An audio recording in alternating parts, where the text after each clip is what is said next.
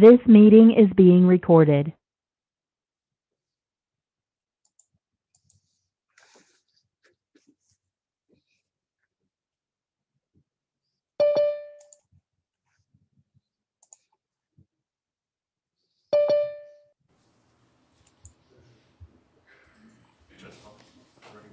Okay, I'm ready.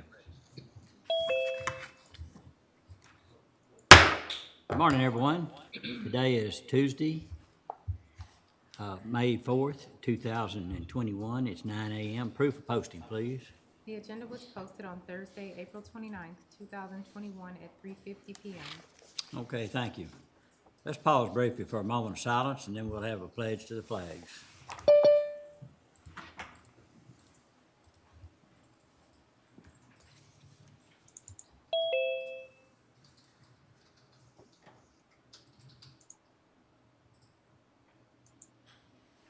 Please join me in the pledge. I pledge allegiance to the flag of the United States of America and to the republic for which it stands, one nation, under God, indivisible, with liberty and justice for all. And now the Texas pledge. Honor the Texas flag. I pledge allegiance to thee, Texas, one state, under God, one and indivisible. Yeah. Thank you. Okay. I am told we do not have any public comments this morning. So we will go to under item D, under proclamations and resolutions. Under D1 is a proclamation declaring the month of May as Treatment Court Month. So Amy, are you going to read the proclamation? Yes, sir. Can you hear me? We can. Wait 1 second, Judge. Hold on just a second.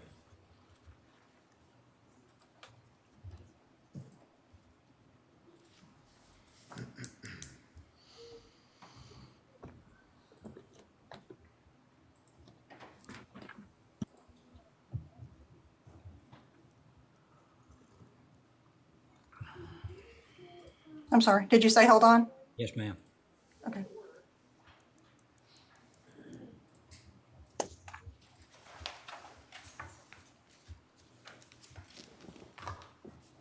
You're in an IT trap right now, so just hang on. Cyberspace. Yeah.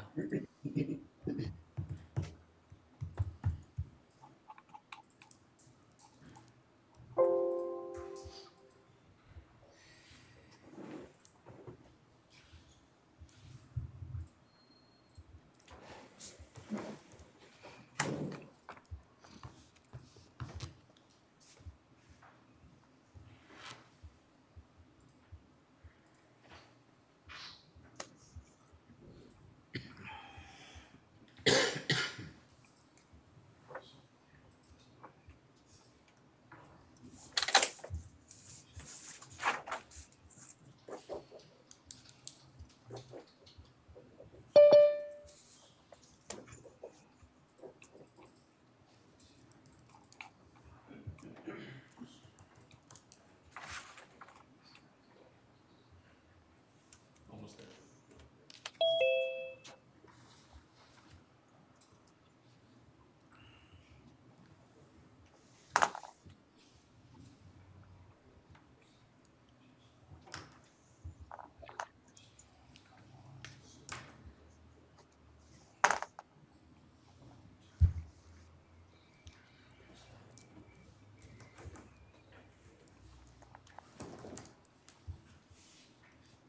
Okay, we're back. So, Okay, Amy, if you would proceed. Yes, sir. This is a proclamation of the McLennan County Commissioners Court declaring the month of May as Treatment Court Month. Whereas treatment courts have been restoring lives and families for more than 3 decades, and whereas there are now more than 4,000 treatment courts nationwide, and whereas treatment courts are the cornerstone of justice reform sweeping the nation, and whereas they are now recognized as the most successful justice system intervention in our nation's history, and whereas they save an average of $6,000 for every individual they serve, And whereas treatment courts significantly improve substance use disorder treatment outcomes, substantially reduce addiction and related crime, and do so at less expense than any other criminal justice strategy. And whereas treatment courts improve education, employment, housing, and financial stability, promote family reunification, reduce the number of veteran suicides, and whereas treatment courts facilitate community-wide partnerships, bringing together public safety and public health professionals. And whereas treatment courts demonstrate that when one person rises out of substance use and crime, we all rise. Whereas McLennan County advocates recovery in our community through the continued support of 3 specialty courts: DWI Drug Court, Veterans Treatment Court, and Mental Health Court. Therefore, be it proclaimed that the McLennan County Commissioners Court declares the month of May as Treatment Court Month. Be it further proclaimed, a copy of this proclamation be made a permanent part of the minutes of the Commissioners Court. Witnessed our hand and seal this 4th day of May, 2001. Signed by Scott M. Felton, County Judge.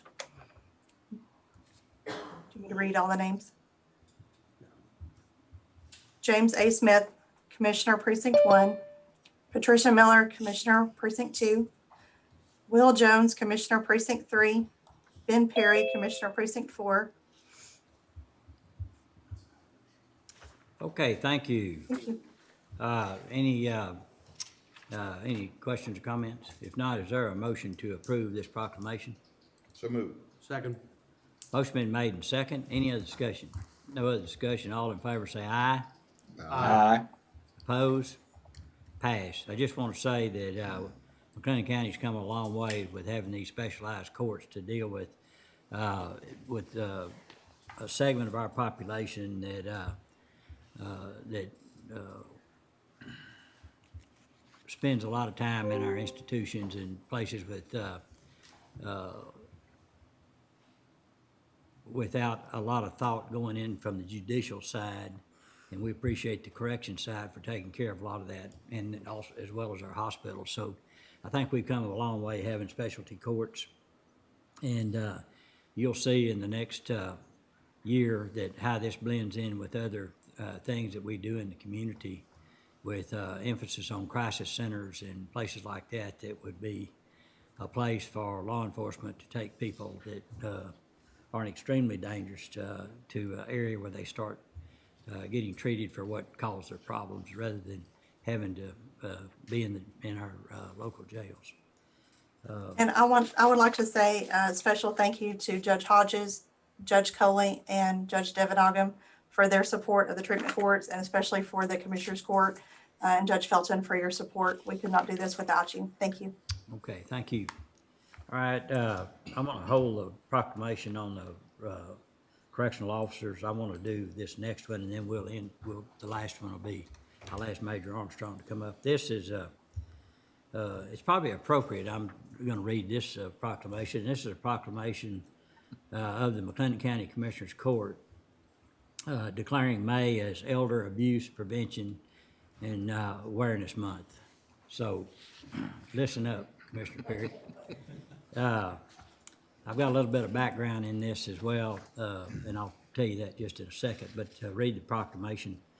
Whereas people who are elderly and have disabilities have contributed to the general welfare of McLennan County by helping and preserve customs, convictions, and traditions of many people and of diverse backgrounds. And whereas the residents are vital and integral members of our society, and that their wisdom and experience have enriched our lives. And whereas abuse of the elderly and people with disabilities in domestic and institutional settings is a widespread problem affecting hundreds of thousands of people across the country. Whereas the Texas Adult Protective Services caseworkers in McLennan County have investigated 1,535 intakes, of which 489 cases of abuse, neglect, and/or exploitation were confirmed against our elderly Texans with disabilities in 2020. Whereas elder abuse is grossly underreported because the elderly who are being abused find it very difficult to tell anyone and are usually ashamed and sometimes afraid. And whereas elder abuse happens to men and women in all income levels, all cultures, ethnic groups, whereas they are in good health or that may not be in good health or incapacitated in many ways in poor neighborhoods and suburban areas. Whereas many of the cases investigated by Adult Protective Services in Texas involve self-neglect, it is our duty as citizens to reach out to these people in need. Therefore, be it resolved that McLennan County Commissioners Court declares the month of May 2021 as Elder Abuse Prevention Month in McLennan County and urges all citizens to work together and help reduce abuse and neglect of people who are elderly and have disabilities. Be it further proclaimed, a copy of this proclamation be made permanent part of the minutes of the Commissioners Court. Witness our hand and seal this day, May 4th, 2021, signed Scott M. Felton County Judge, James A. Smith, Commissioner Precinct 1, Will Jones, Commissioner Precinct 3, Patricia Miller, Commissioner Precinct 2, and Ben Perry, Commissioner Precinct 4. Attested by Andy Harwell, County Clerk, and Mercedes Gowan Perkins, Deputy County Clerk. As many of you know, I spent many years in the banking business, and we were trained to really watch for elder abuse because generally it's financial. And so we trained people at the teller line that had the same customers for many years and could see a change in these customers as they got older and really kind of watch out for them. And there's 3 cases that I personally forwarded for investigation that were proven to be, we had convictions on all 3 of them. And they were just really nice people that somebody just is, the sheriff says, are the scumbags of our society that too lazy and too sorry to go try to make their own living is try to take it off somebody else that's earned their living. And then later on, now as a county judge, part of my judicial responsibilities is having proceedings in guardianships where many times a guardianship has to be put in place to protect these individuals, and many times it's really too late where the whole life savings of these people have gone away and can't be retrieved. In most cases, it's gone. So, I support this proclamation and just wanted to, and Dustin, do we have anybody to receive this? No, sir. Nobody Okay. will be in court today. All right, thank you. All right, at this time, under item D2, proclamation recognizing and honoring National Correction Officer and Employee Week. Call on Major Armstrong to come up and read the Judge, we proclamation. need to approve the, Oh, I'm sorry, thank you. Come on up, Major. Is there a motion to approve the last proclamation? so moved. Second. Have a motion and a second. Any other discussion? No discussion. All in favor say aye. Aye. Oppose? Pass. Thank you. Okay, Major, good morning. A proclamation of the McLennan County Commissioners Court recognizing and honoring National Correctional Officers and Employee Week. Whereas in 1984, President Ronald Reagan signed a proclamation 5187 creating National Correctional Officer Week. And whereas the first full week of May is recognized as National Correctional Officer Week to honor the work of correctional officers and correctional personnel nationwide.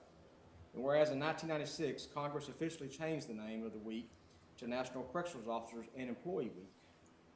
Whereas the names of 776 correctional officers are engraved on the National Law Enforcement Memorial.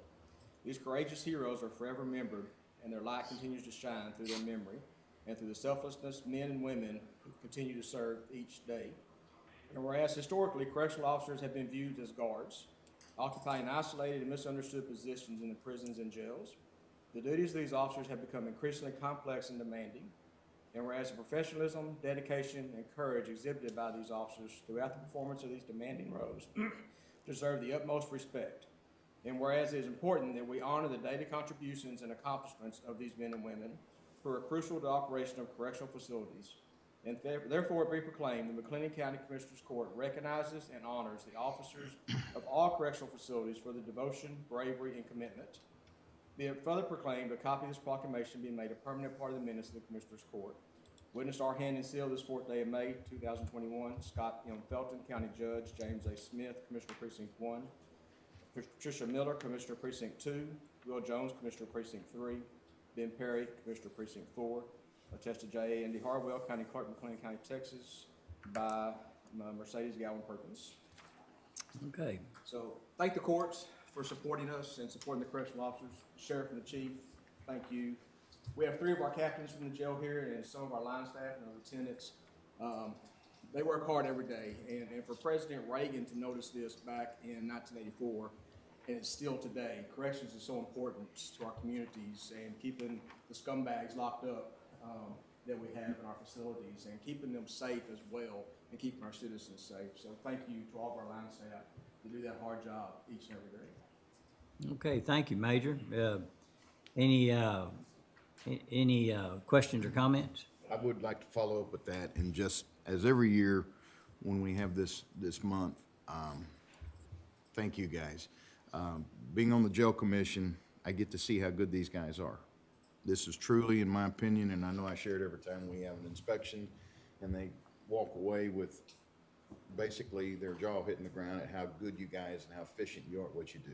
So thank you for that. It doesn't happen overnight. It's not easy.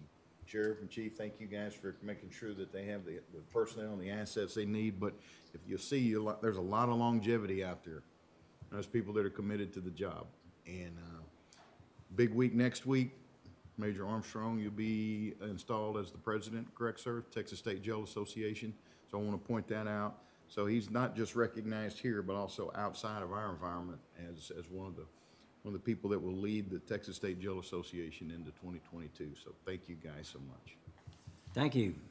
Any other comments? Judge, Yes. I would say that I stand to honor these men and women for all that they do and for all that they represent. And I say thank you so much. I appreciate it very much. Thank you.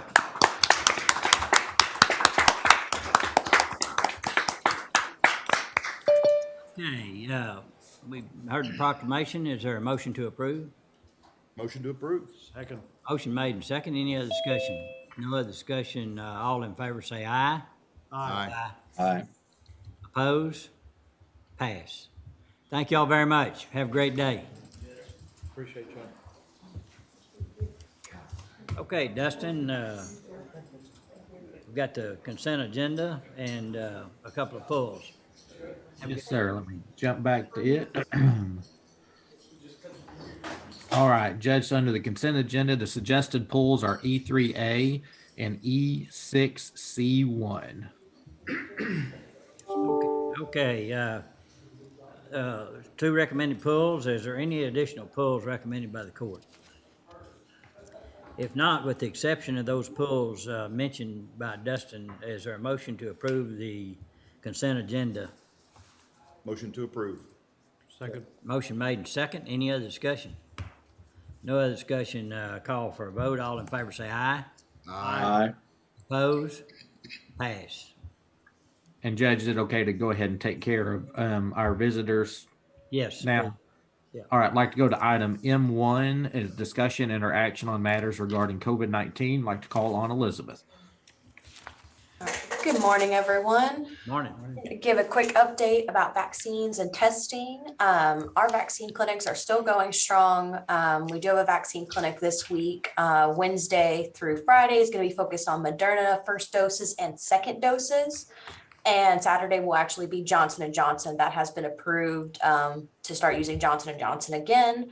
And then just to remind everybody, we actually no longer have a wait list for our vaccine clinic. So if you go to covidwaco.com, you can actually self-register for a vaccine appointment now. And as always, if anybody has any trouble with that, we still have our call center up and running at 254-750-1890. And that's for our vaccine appointments and as we continue to move forward with those. And then we still do have our free testing site at MCC. That is going to continue to run through May into June. It is still going to be that drive-through testing site. So if anybody is needing to get a COVID-19 test, it is a free test. It is the saliva test. That hours are 8 a.m. to 5 p.m. Monday through Friday. And that is all the information I have this morning. Okay, are there any questions for Elizabeth? All right. Thank you for that report. Dustin? All right, I'd like to go to item M7, Greater Waco Chamber of Commerce Monthly Economic Development Report for March 2021. I'd like to call on Chris.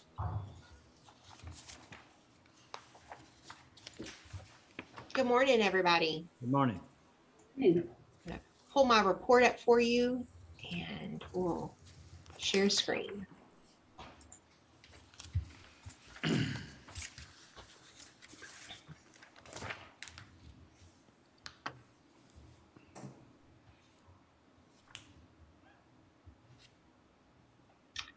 All right.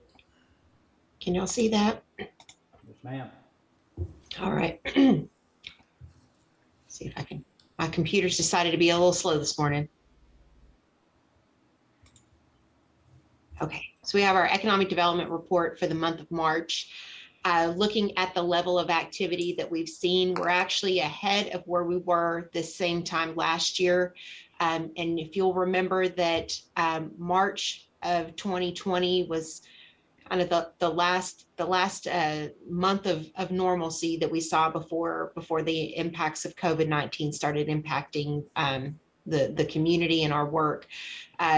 But again, we ended up in 2020 with a record level of year.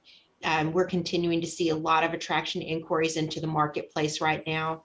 The level of proposals going out the door is very strong, and that's continued on into April and May, that we'll see those reports in the coming meetings. We've had a good number of attraction visits. Some of those have been follow-ups to projects that we started working on in 2020, but we are seeing new projects come through the door and making visits into the community as well. Our business retention program continues to be strong, and we'll be pushing into our face-to-face visits, probably coming in the June timeframe once people feel more comfortable with that. Employers are starting to open their doors and with a willingness to meet face-to-face. So we want to make sure that that our guests feel comfortable with that as well as we go into those businesses. We are seeing existing business assistance requests be strong. We had a large number of those in 2020, just given where when the state did their mandatory closure and the level of questions and responses that we were putting out there. Those are really strong in early 2020. Still getting a lot of questions about opportunities and challenges that businesses might be facing. So making sure that our team is connecting them to the proper resources within the community. And then business development events, of course, those were shut down in 2020. We're starting to see those come back for 2021, and we'll start doing some outbound travel in the June timeframe. But overall, we have a very strong pipeline of projects in the works right now. And when you look at the most active projects that you see here, we have a large number of manufacturing projects. Texas is still very attractive when it comes to manufacturing opportunities. We have a number of expansions that are in the works right now too, and that's great for us to be able to see our existing businesses making new investments in their facilities, and we're standing by them ready to help as needed. And then I just like to share with y'all about what's, when we look at the economic index of what's happening in the community, you'll remember that March was when the last month before we really started seeing the impacts to numbers on local inputs when it came to retail spending, automotive spending, things of that nature. You can see though that in March of 2021 versus March of 2020 on hotel motel revenue, there's a 30.9% increase in the year-to-year comparison. We think that when the April report comes out that those numbers are going to be even stronger and that we're moving back into the recovery when it comes to the visitors coming into the community. Home construction continues to be very strong in the market.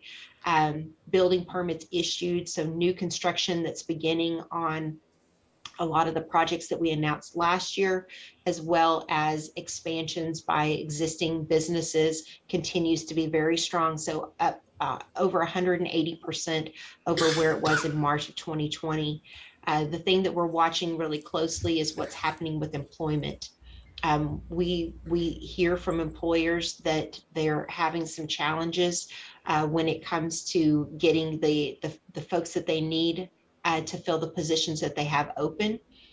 There seems to be some concern that perhaps the additional payments that are being given to those that are that have been displaced as a result of COVID and is impacting the ability of employers to get the workers that they need now. So we're working to see how we can assist in that area. But we also have some new businesses that are coming online. You should start to see Amazon start their hiring ramp up for general labor moving a little bit later in the summer. They're already starting to hire for the skilled positions in their management team. And so we know that that's going to be coming online in the very near future. But overall, it'll be interesting to see where the index lands in April of 2021 versus the April of 2020 that we saw. But we expect that that will be moving back where it was closer to that February of 2020 timeframe where we hit our all-time high on the index. With that, I'd be happy to answer any questions that y'all might have about what's happening in the market or anything else that y'all might have questions on. Any questions for Chris? Chris, I'm going to ask you one real quick, and Yes, sir. it's just a very general question, and I'm not sure what to expect with an answer on it, but I'm hearing, and I'm sure you are as well, of staff, a huge shortage in staff. Are there any things that the chamber's focusing on to increase, your wait staff at the restaurants? I know I've talked to 2 or 3 people that are really short.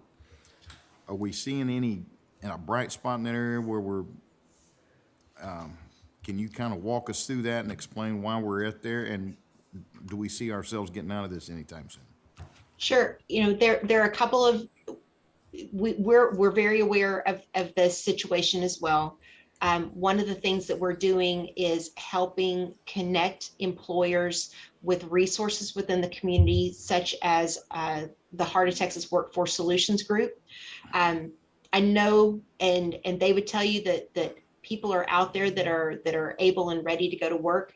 Topgolf just hired over 200 people to staff their facility in the midst of this. So we know that people that the people are there. It's a matter of connecting them to the right jobs, and the folks at Workforce Solutions are doing a good job of that.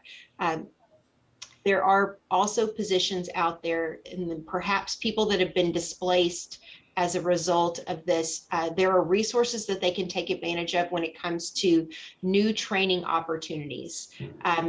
Perhaps they were displaced in the hospitality industry, but there are other positions in manufacturing and logistics that may provide a higher level of economic opportunity for someone. They just need a new skill set to go along with it.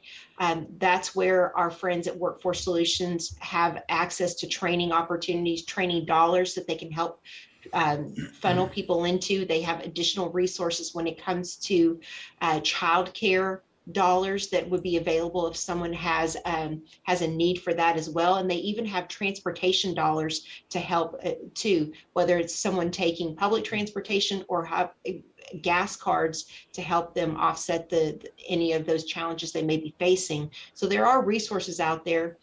And then you have other partnerships that are occurring, like Upskill Waco through the Prosper Waco initiative.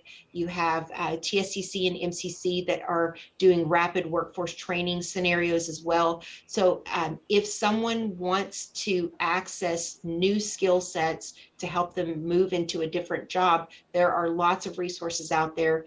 And feel free to push them over our way, and we can help get them connected that way, or we can get the information to you and you can share that directly with them. But if somebody, right now, it is it is an employee's market, and they pretty much have the opportunity to pick and choose whatever position they'd like to go into, so long as they have the skills to go into it. Great answer. Thank you. Thank you, sir. Okay, any other questions for Chris? Chris, has Amazon started hiring? Yes, sir. They have started hiring in their skilled positions. So if you go on the Amazon website, I think it's amazon.com/jobs, you look up Waco, and they are hiring in their maintenance and IT and upper level managerial positions. So have you gotten any feedback from them as far as Well, the market I've not had any feedback from them saying that they're having any challenges when it comes to that. And in but fact, those are all upper level?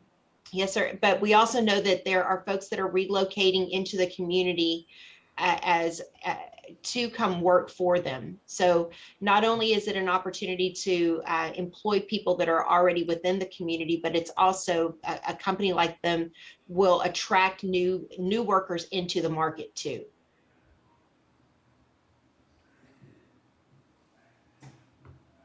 Okay, any other questions? All right, is there a motion to approve Chris's report for recording purposes? So move. Second. Motion made and second. Any other discussion? No other discussion. All in favor say aye. Aye. Oppose? Pass. All right, under item L2, McLennan County Mental Health Court, update on the mental health court program and specialty court. I'd like to call on Judge Hodges and Katie McMullen.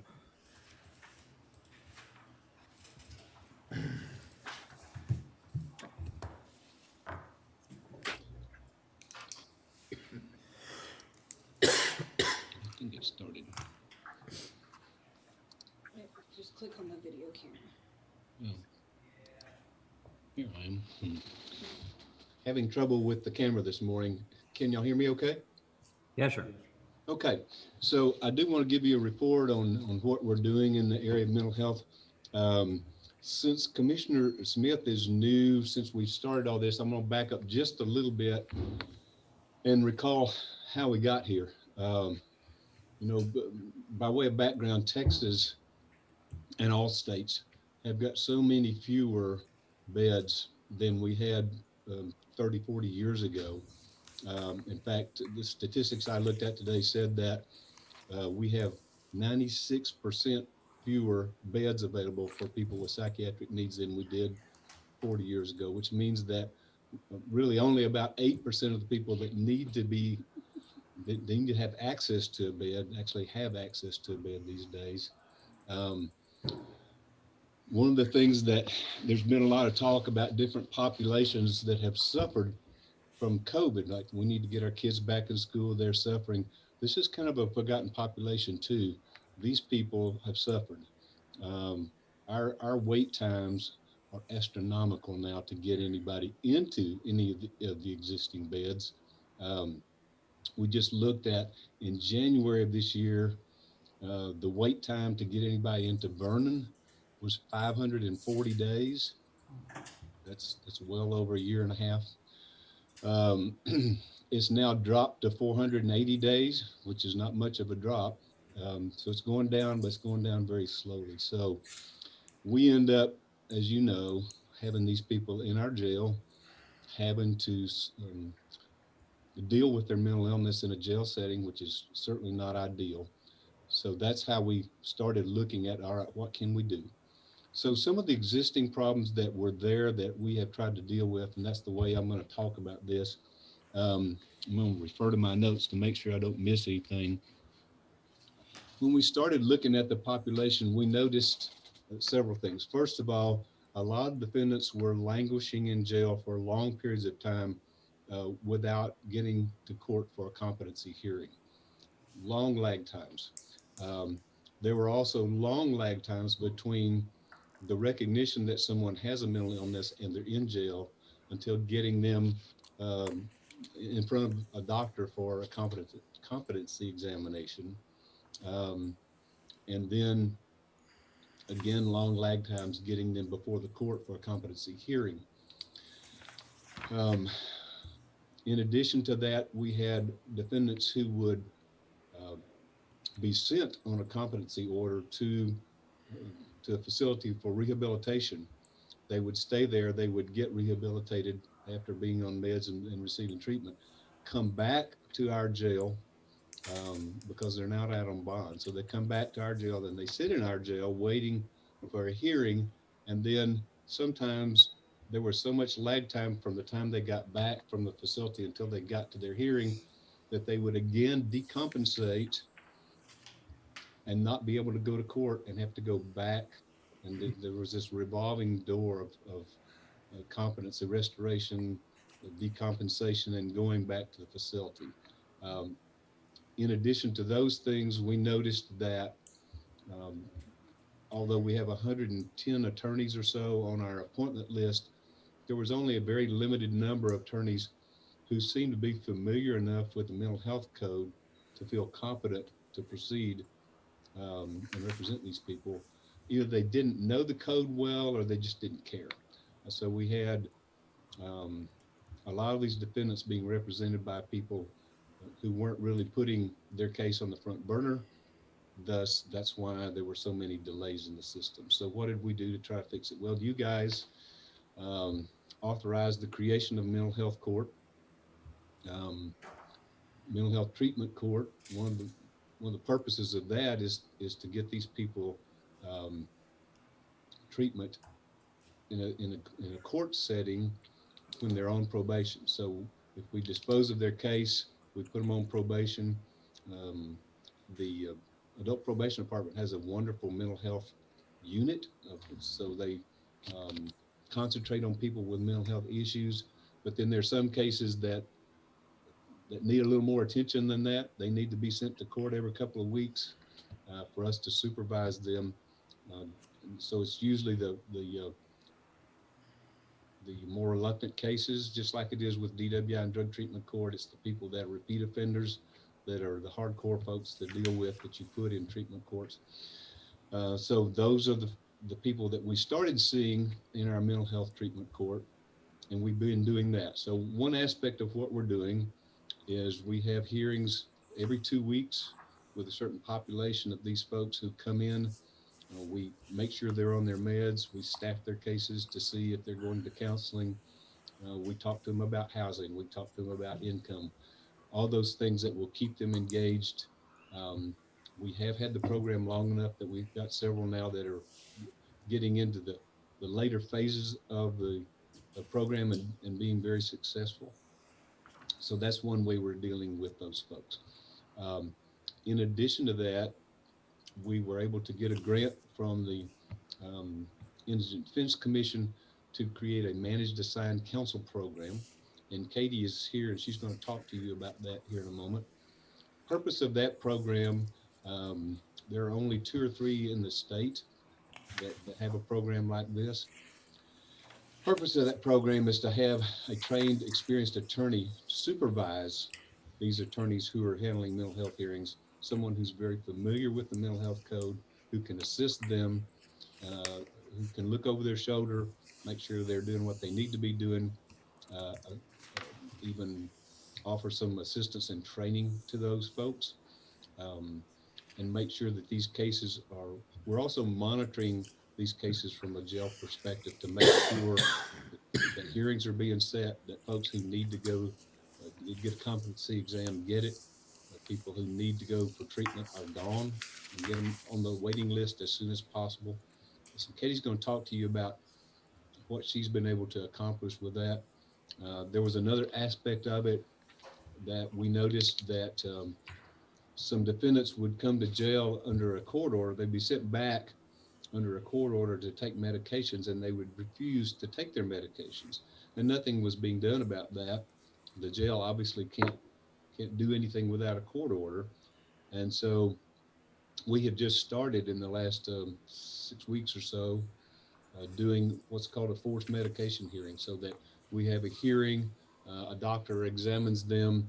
If the doctor determines that they do not have the capacity to understand the import of the decision that they're making, then the doctor will say they don't have that capacity, and then we can have a hearing and and actually issue a court order that the jail can force those medications to be administered if it's in the best interest of the patient.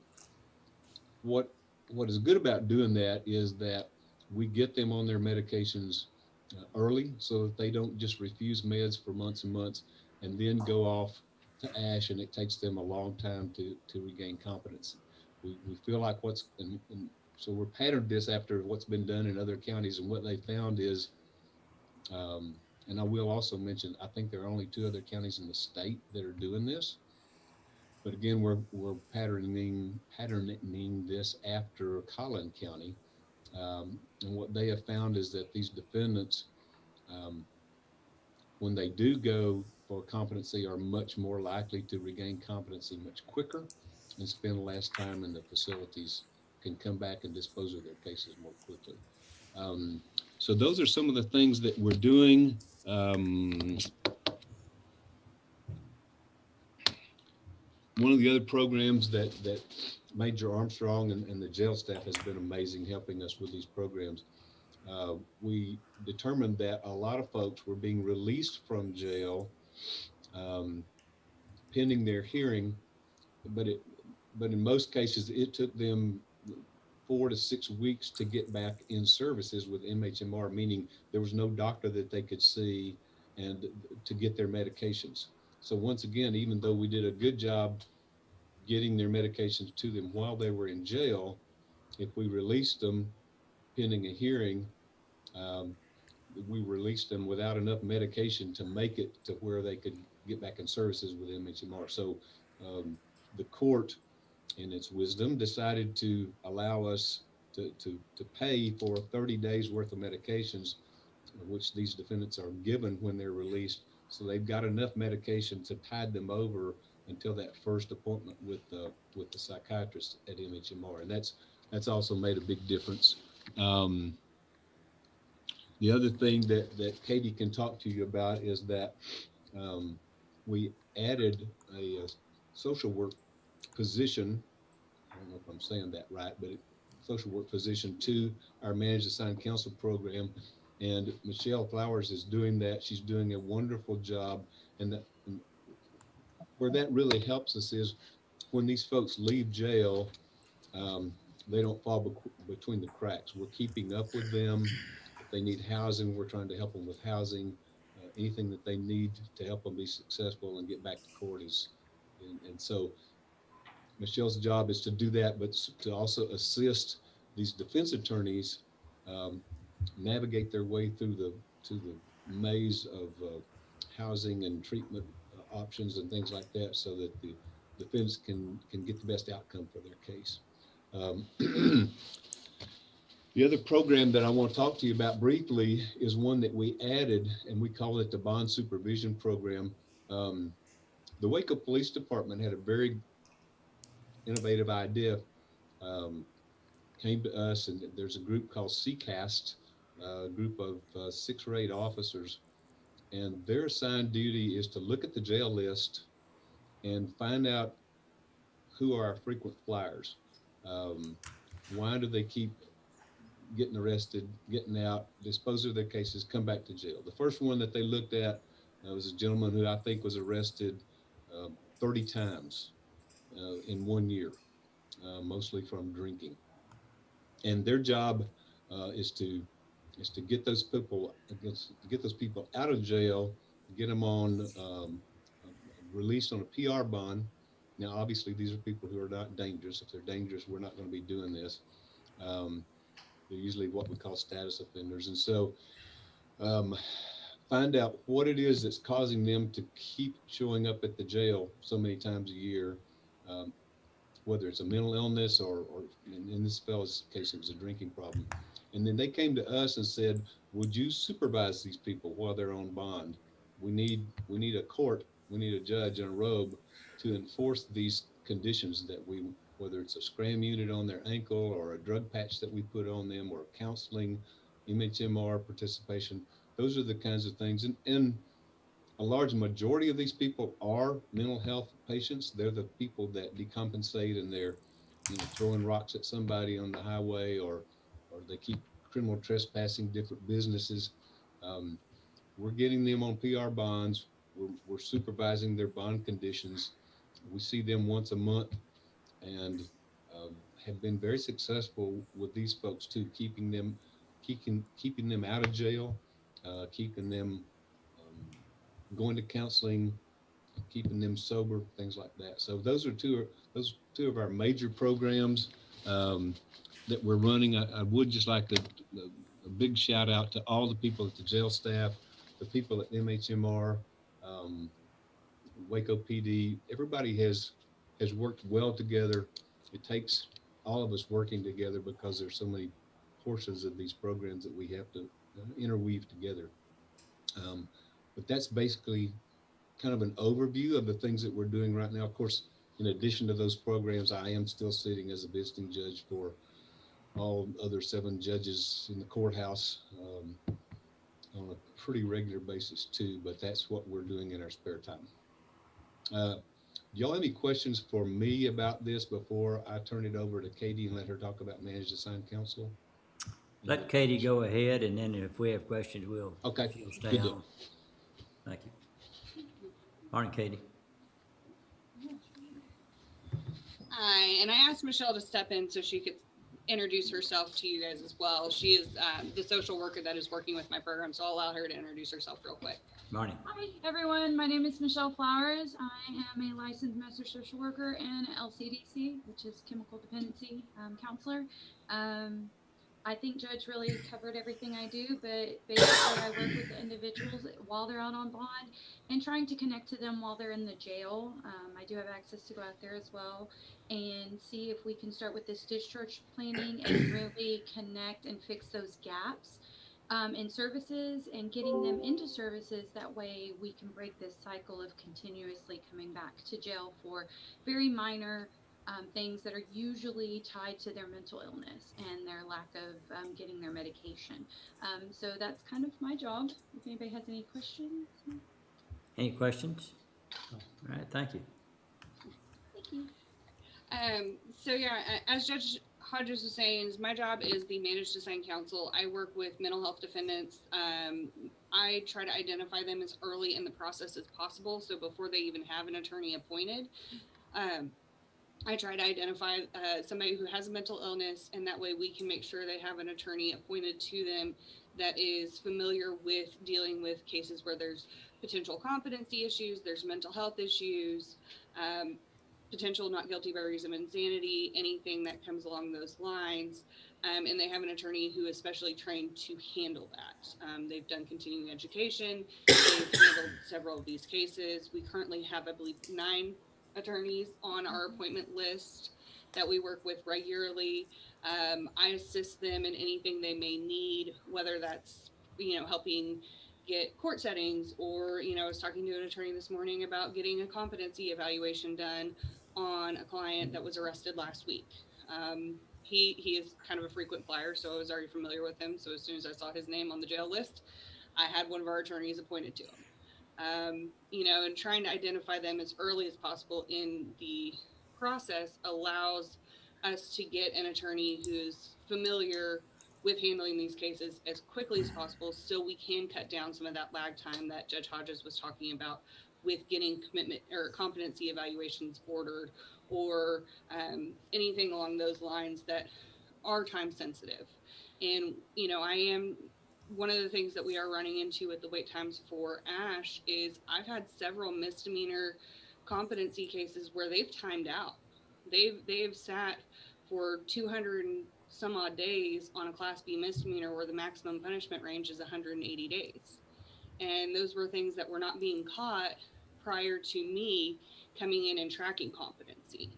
And so I've been able to get those individuals out on PR bonds, so they are not being held in our jail past their punishment range, and we can try and get them into services and provide them treatment while we wait for a bed for ASH. Also getting people who may have regained competency while waiting, getting those people reevaluated so we're not holding a bed for them when they are competent. Because a lot of times once they start taking their medications, they regain.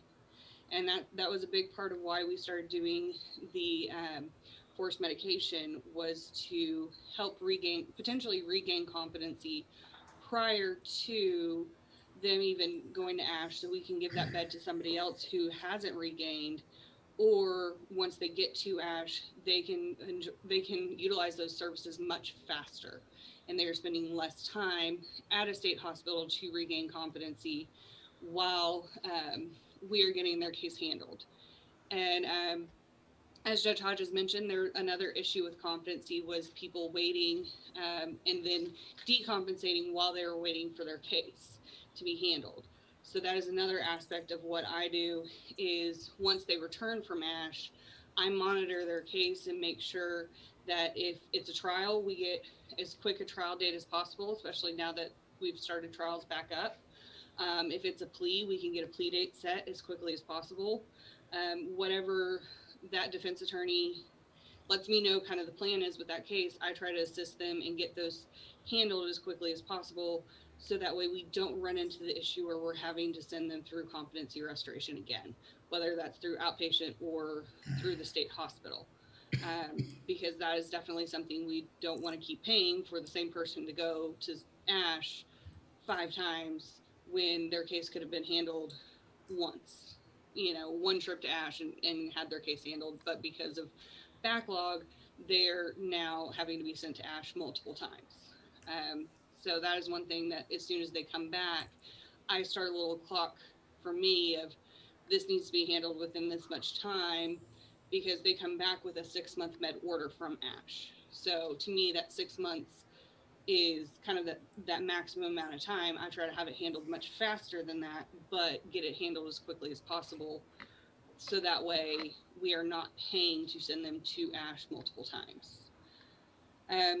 Michelle is running the mental health bond docket that Judge Hodges mentioned. We are identifying people who are being released on PR bonds, or if an attorney lets me know, hey, my individual, my client has a mental health issue, is there any way that we can get them on the mental health bond docket? I think they could really benefit from that. We identify them through the jail. There's various ways that we identify people, and they have to check in with her once a week. Her Tuesdays are usually very busy. She's getting phone calls pretty much from 8 a.m. to 5 p.m., sometimes even after, from the individuals on our bond docket who are checking in with her. They have to comply with MHR or whoever their doctor is to take their medication, go to therapy, go to counseling. If they are part of the Waco PD CCAST, work with Waco PD CCAST. They have to come into court once a month. And so it's a much more in-depth bond docket than somebody who's just out on, regular bond conditions where, okay, you come into court when you're told to come into court, you show up for your court date and don't get arrested again. These people are much more involved. We are much more involved in what's going on with their lives. Their attorneys are much more involved. Most of the attorneys on the bond docket are the attorneys that are part of the Managed Assigned Counsel program. And so they're very, very involved. We talk with them quite a bit just on what's going on with their client. After last week we have it split into 2 groups. So we had one group come last week to meet with the court. And so afterwards, I kind of give the different attorneys an update of what's going on with their client. If there's something that came out during the time with the judge, we had an individual who had been in a car accident and he hadn't told his attorney about it because it was a car accident. Well, he mentioned it to judge, and so I passed that along to the attorney just so she was aware of, hey, this is an aspect of his life that's happening, and it helps her then handle his, understand what's going on with him. Because somebody who's schizophrenic or bipolar, they don't necessarily process little things like that the same way we would. A car accident for them could be a much bigger life event than if I were to get into a fender bender on my way to lunch. And so being able to have not only myself and Michelle in the court, but also their attorney all working together to help provide them as much support as necessary really helps guide them. And we've seen a lot of people who've never experienced that before. The particular individual who was in the car accident before, his only experience with the criminal justice system was they're going to send me to prison. And this experience has been eye-opening for him in that people actually care that I get better, and people actually care that I take my medication. And he's doing phenomenal. You know, he is doing phenomenal on our program because he actually sees that people care and he's not just getting sent off to prison. You know, and that's something that we want to show individuals that this isn't just a punitive environment, that we do want to work with you. We do want to help you. We do want to get you as much help as we possibly can, given your circumstances. Because as Judge Hodges mentioned, this is a population that gets forgotten about. You know, and so we just want to try and provide as much help as we can to everybody while we're here, and you know, work with the attorneys, work with them as well. Well, Katie, thank you very much. This is, insofar as selecting these attorneys that have some skills around dealing with mental health is very important. It's much like the model we use for juvenile. When Judge Coley helped, came up with the idea, and that program's worked very well, and it, you have less chance of appeal and so many other things that benefit all those involved. They also like to take this, it was mentioned, but take this opportunity to thank Collin County, who have really helped all of y'all in Judge Hodges' court to pattern where they've been successful and where they've had challenges too. So that's really appreciate what they've done on that and still doing. Any questions anyone would have for Judge or Katie or? I had a question. When it comes to the individuals going through this program, what level of incarceration are these individuals facing? Like in terms of misdemeanors, felonies, are these individuals facing severe incarceration possibilities and maybe lengths of time in jail? Due to the charges that they're facing? I guess I'm trying to get a grasp on the kind of charges this population that you're working with. So for my program, we deal with from a Class B misdemeanor, and we actually have somebody who's charged with murder. So we have the entire range of level of incarceration. We get a lot of Class B misdemeanor because a lot of criminal trespass is related to mental health issues. But we also have a lot of felony appointments that we make as well. So we don't have a cutoff. Our requirement is that you have a mental health issue. I know for mental health court, there are some limitations on the type of cases that they'll take. But for us, we deal with the entire mental health population in the criminal justice system, not just a very specific, narrowed down. I mean, if you don't have a mental health issue, we don't handle your case. But And it also has to be one of the top 4 severe mental illnesses, not something, not a little minor one like mild depression or mild anxiety. It needs to be a severe mental illness. Typically, the people we deal with have bipolar, schizophrenia, schizoaffective, and major depressive disorder are typically the ones that we deal with the most. We do have some that occasionally get referred to us that may have more PTSD issues, but typically we try to stick to kind of the major 4 mental illness. Okay. Then just to kind of clarify things in my head, what is the, I guess the provision, or what is the stopgap that prevents a person who is deemed competent, and for instance, they may be facing a murder charge, and then we have them at a point where they can stand trial, and they do say they're found guilty.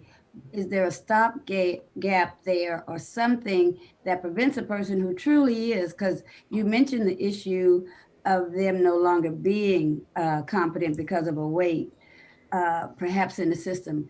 Is there some type of safety provision in place that a person who really is not competent to be standing trial is not deemed competent and then goes to trial and maybe is sentenced into a facility, but he shouldn't be there because he truly is not competent, do we have something in place that doesn't allow for something like that to happen? So I want to kind of, take apart what you asked is, if somebody is not competent to stand trial, even if they were, competent last week, and let's say they're set to stand trial tomorrow morning and a defense attorney or the judge has some experience with them today that shows that there may be a competency issue, we can have a competency evaluation ordered that day, and that will put a pause on any further criminal proceedings until we know whether or not that person is competent. So they will not go to trial if there's any question of competency. And so even if they were competent last week and there's questions, maybe they stopped taking their medication between last Tuesday and this Tuesday and they've decompensated, they will not go to trial until we have a competency evaluation that says they are competent. Okay.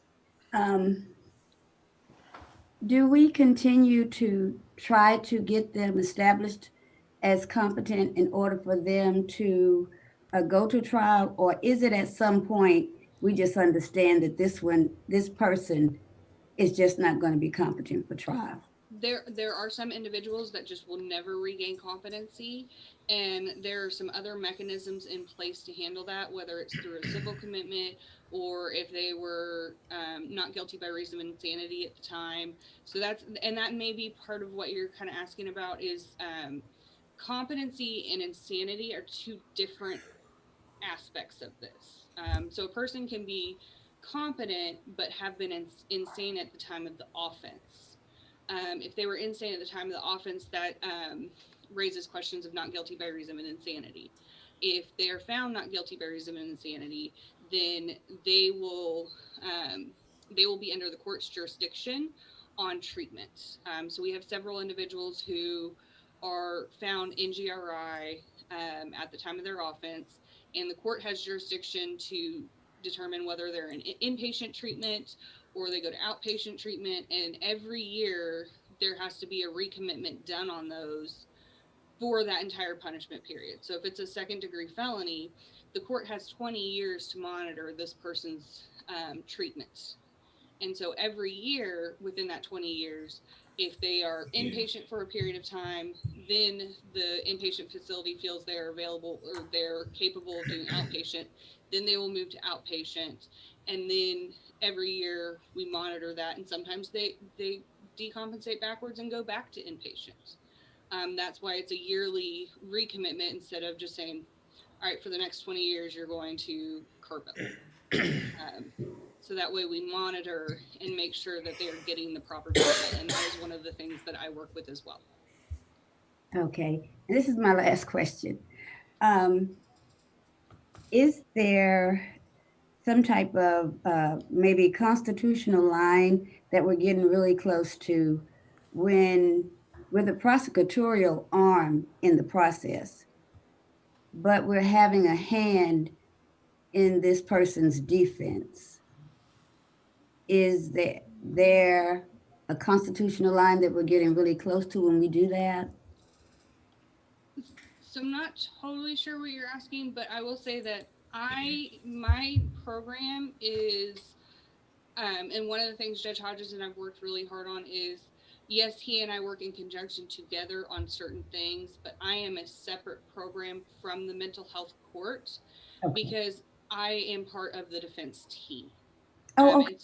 And so that's one thing that initially when this program started, I don't think we fully grasped that, but the more and more I've come to realize my role, and Judge Hodges has come to realize mine and Michelle's role, is there does have to be a separation between the two because attorney-client confidentiality. No attorney is going to allow their client to talk to me or Michelle if everything that client says then goes straight back to the judge.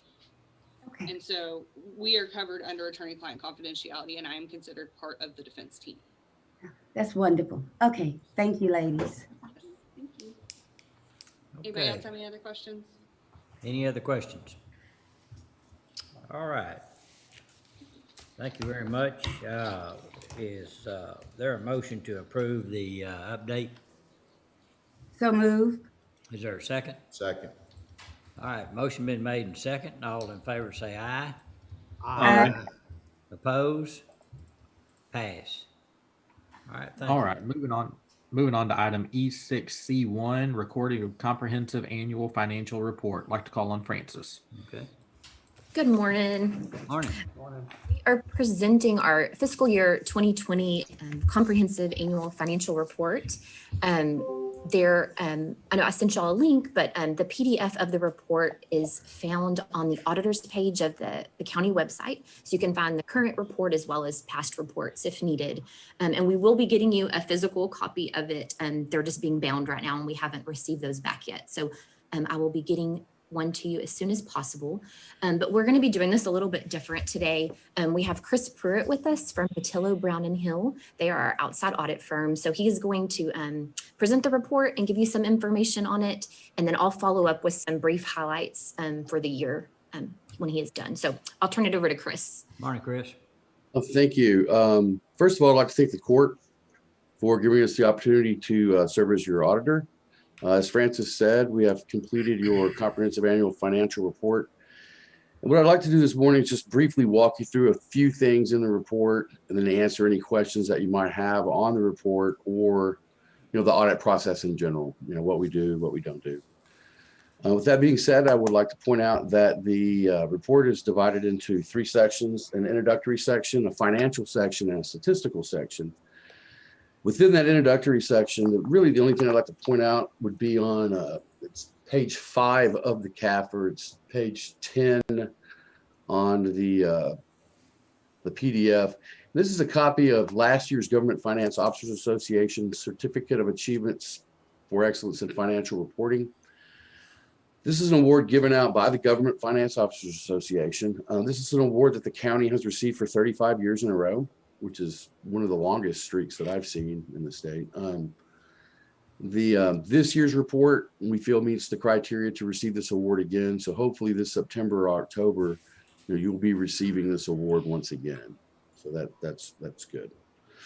The financial section begins on 17 of the PDF file, and that would be page 11 with the hard copy. With our independent auditor's report, that report states that the financial statements are the responsibility of the management of the county. Our responsibility as your auditor is to express an opinion on the financial statements. That opinion is found on the very top of the following page. You receive what we call an unmodified opinion. It's also referred to as a clean opinion.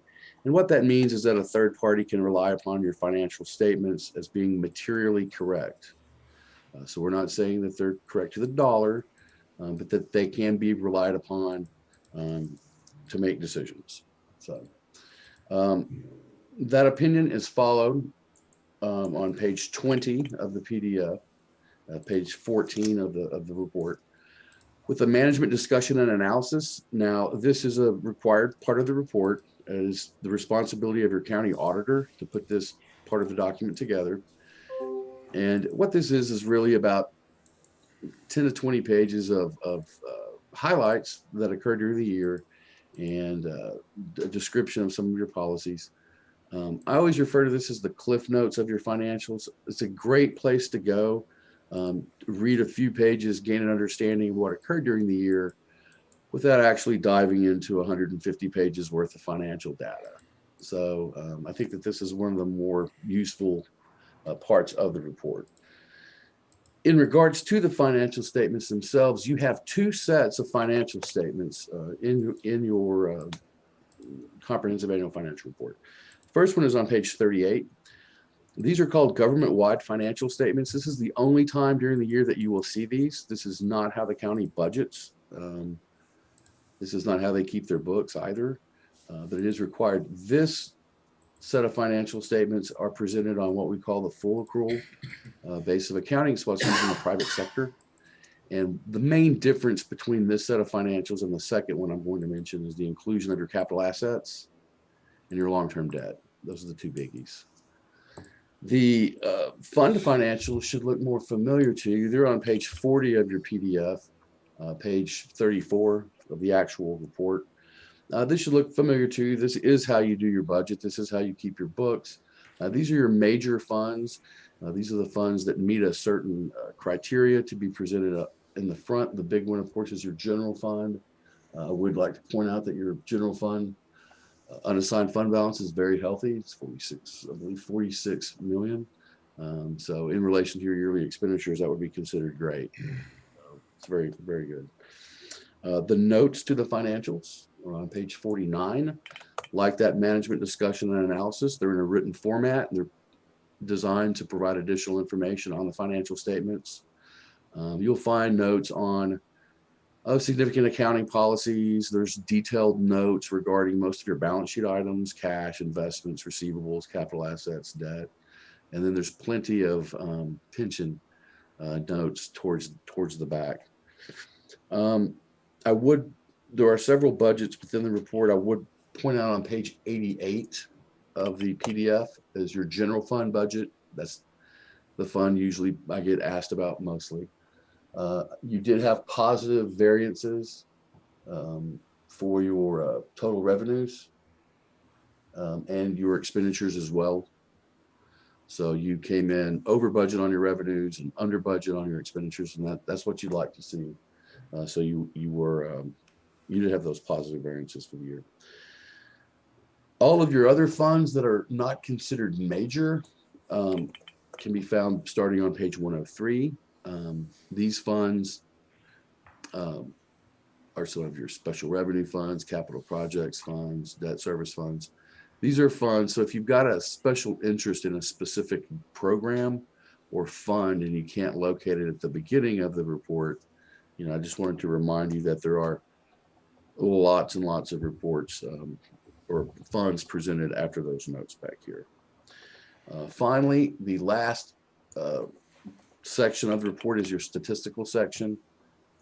After the management discussion and analysis, I would actually think that this would be one of your, maybe the second best place to go to look for information. And the reason why is because the statistical section is comprised of more or less 10-year trend data.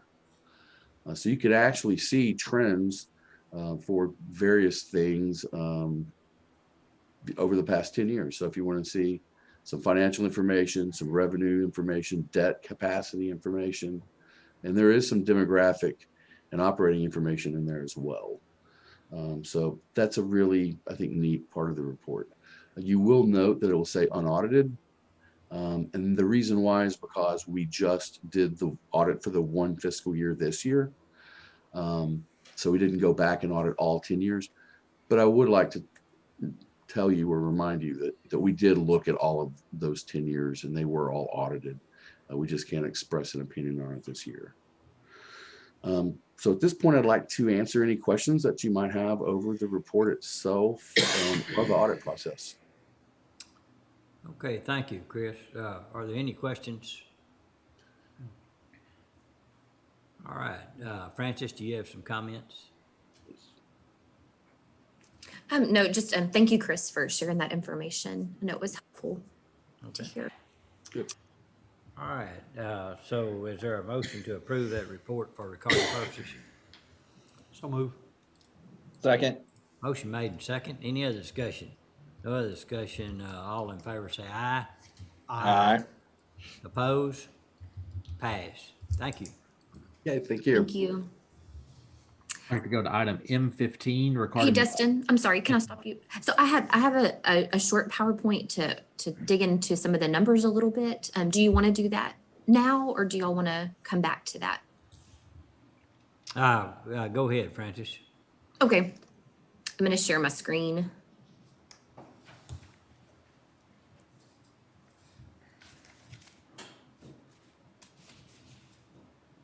Okay. Can you all see that okay? Yes. Okay. Just quick, I was just gonna give some high level highlights for the year. And so as Chris discussed, there are the two sets of financial statements. the information I'm going to give you is mostly going to come from the governmental financial statements. There is one thing that I wanted to look at as far as the government-wide statements go. And so like he said, you know, the government-wide statements convert our financial statements to be similar to that of a private sector business. And so one of the things that I wanted to focus on was our net position. And so, you know, that can serve as a good indicator over time of what the county finances are doing and what they look like. And so you'll see here, 2020, we ended up right over 95 million. So you'll see that increase over the last few years, and it fluctuates, but anyway, I thought that was a good indicator there. So I just wanted to point out that on the government wide. I just wanted to look at the revenue. This is just the three funds that rely on ad valorem taxes. So that being the general fund, the debt service fund, and the permanent improvement fund. So I just wanted to show you the makeup of those revenues, the percentage that each makes up. You know, of course, biggest driver being property taxes. And so you have control over that. And so we'll be getting into that process soon over the next month. But then sales tax, of course, always trying to improve economic development activity in the county.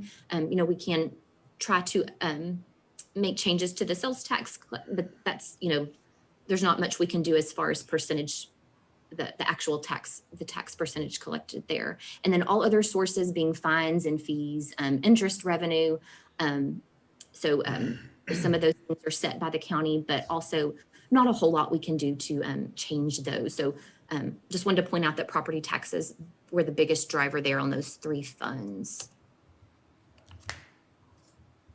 And then talking about property tax, just to remind you, of course, this year that we're looking at, the tax rate was that 0.4853 for 20.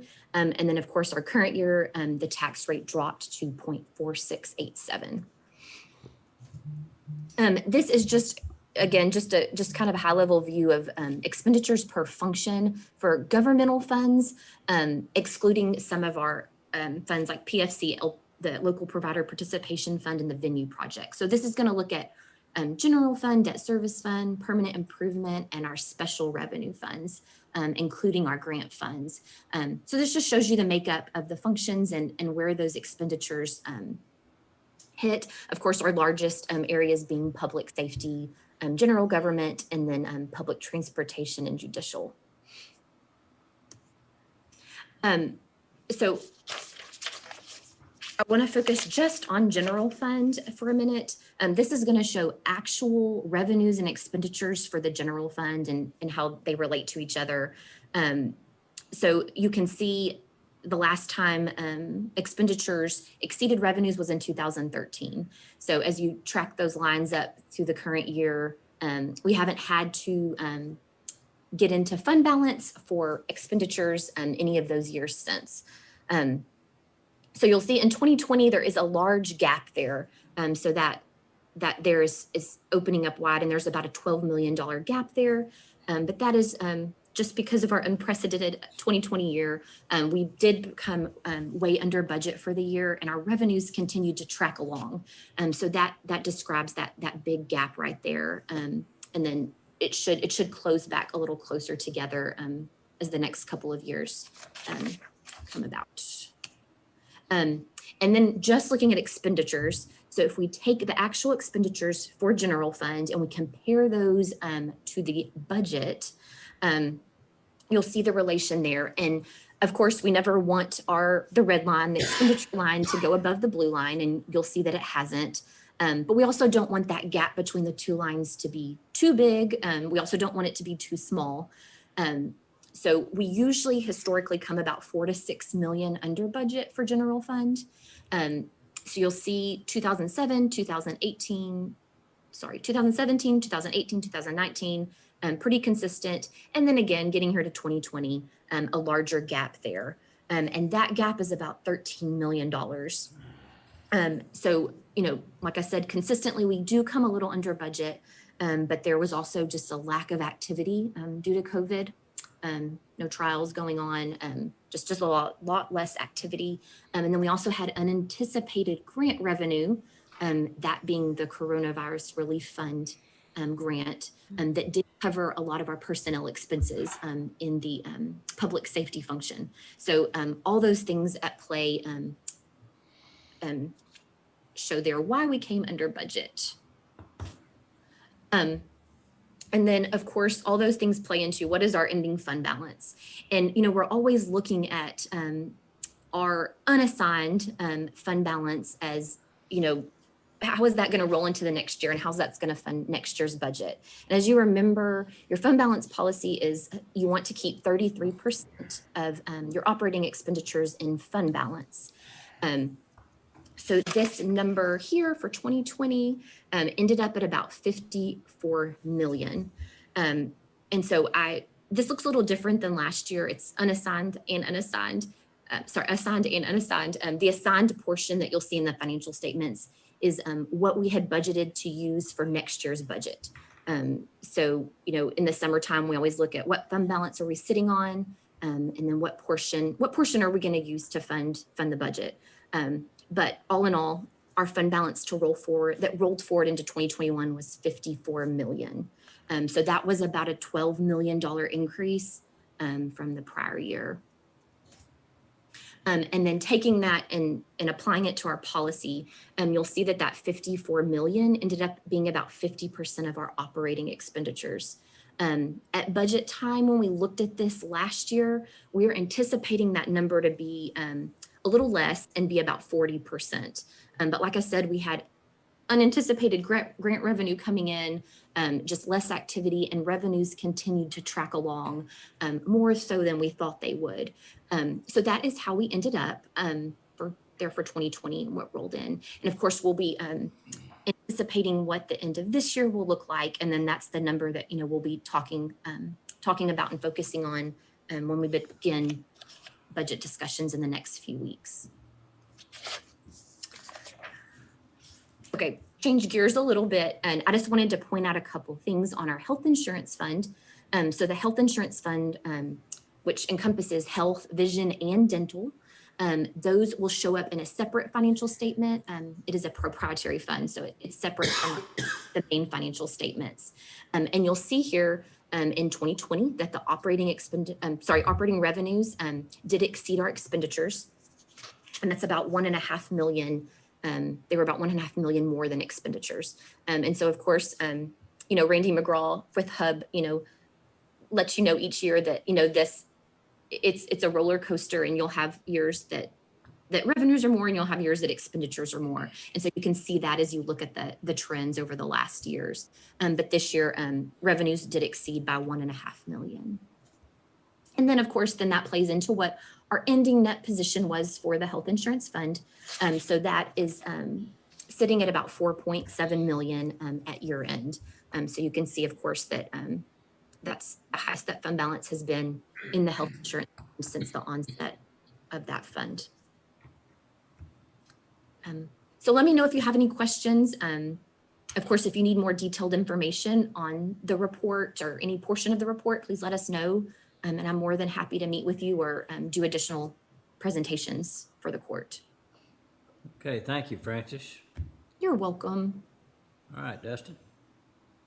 All right, we can go to item M15 regarding the McLennan County Group Health Plan. We have two action items. M15A is authorization of United Healthcare Summary Plan Description, McLennan County Medical Choice Plan for base and consumer-driven health plans, and M15B is authorization of Cigna Dental Benefit Summary Plan Description for basic and enhanced plans. I'd like to call on Anna, and I see Randy McGraw has joined us as well. Hi, good morning, everyone. Morning. So I'm presenting the summary plan descriptions for both our medical and dental plans. This morning they were finalized, reviewed by both the third-party administrator and Randy McGraw as well, and then also our benefit specialist and myself. And everything was as discussed in discussions with the benefit committee. The intent of the summary plan's description for medical was to ultimately leave things very similar to how the plan was designed to function last year, and the summary plan description does that. There are two versions of the summary plan descriptions for health that are up for approval. And the reason there's two versions, they're essentially the same, but the schedule of benefits are different depending on the plan, because the county offers two plan types, our consumer-driven health plan and our base plan. And so the schedule of benefits are differentiated for each of those plans. I've highlighted the difference in the health summary plan description. Just the major differences are coverages that the plan is incorporating that weren't included last year, and that's the coverage of wigs for medical reasons, hearing aids, and also the coverage under the base plan only, covering primary care visits for persons under the age of 19. So that's an additional coverage that we're offering members of the plan. Also, a slight change from how our pharmacy network changed or functioned last year is the maintenance medication program. And so that is now going to require a 90-day fill, and that will be through our retail network pharmacy, which is Walgreens, or the Optum Rx 90-day mail order program. So that is also a slight change under the dental summary plan description. The major change there is just the addition of the BIA plan, which offers more coverage, a maximum covered for plan year 2,500, and also the expansion of the orthodontic benefit to cover all members that may be a part of the plan, not just members under the age of 19. Those are the major differences in both plan coverages. And Randy and I can answer any questions that you may have. Oh, and also this plan, both of these are effective through the end of this year, should they be approved.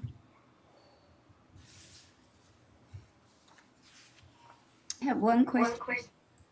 I'm sorry if I missed it. When do they become effective? Today or when the court approves them? Yes, ma'am. Okay. We've had a kind of skeletal version of the summary plans description in play since the beginning of this year, since January 1st, and this would finalize all the details for both plans. Okay, but these are they're not retroactive, right? They don't go back to January 1st. These become effective today. I'll let Randy answer that question. Good morning. I'm Randy McGraw with Hub International, and actually the plan designs reflected in the booklets are effective on January the 1st of 2021. Oh, great. Okay, thank you. And the benefits have been being paid under the description of the plan as it is. We're just memorializing it in the book now. Okay.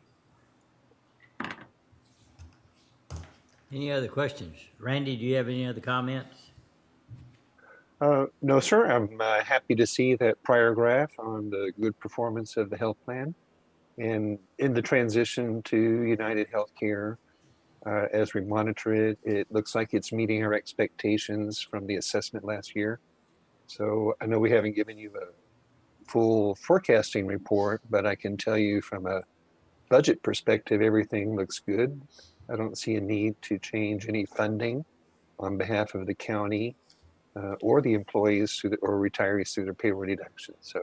So far so good. A few kinks in the transition as people became accustomed to new policies and procedures, especially under the pharmacy program. But I think your HR team and United Healthcare have done a good job of staying on top of the situations and making sure benefits get paid. And it looks great for the county. I'm excited. Good. All right, any questions for Randy? All right, is there on M15, is there a motion to approve? So moved. Motion to approve. Second. Have a motion and a second. Any other discussion? No other discussion. All in favor say aye. Aye. Aye. Oppose? Pass. Thank you. All right, moving back to the top of the agenda under item E3, Human Resources, E3A, Maintenance of Buildings. Anna? So we presenting a request on behalf of Maintenance of Buildings. They have a recent position that was vacated on April 20th. The person who was in that role had accumulated 257 hours of paid leave that did need to be paid out, and Maintenance of Buildings is requesting the ability to fill the position immediately. There's a need for that. And they'd like to do that prior to the exhaustion of this accrued time, the 257 hours. There had been another unrelated vacancy, so there is funding there, but to get the exact amount of personnel funds available, you'd have to refer to the auditor's office.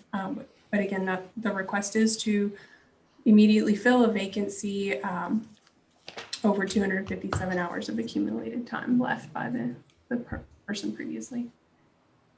And to add to what Anna was saying, they do have sufficient funds in that line item due to other vacancies.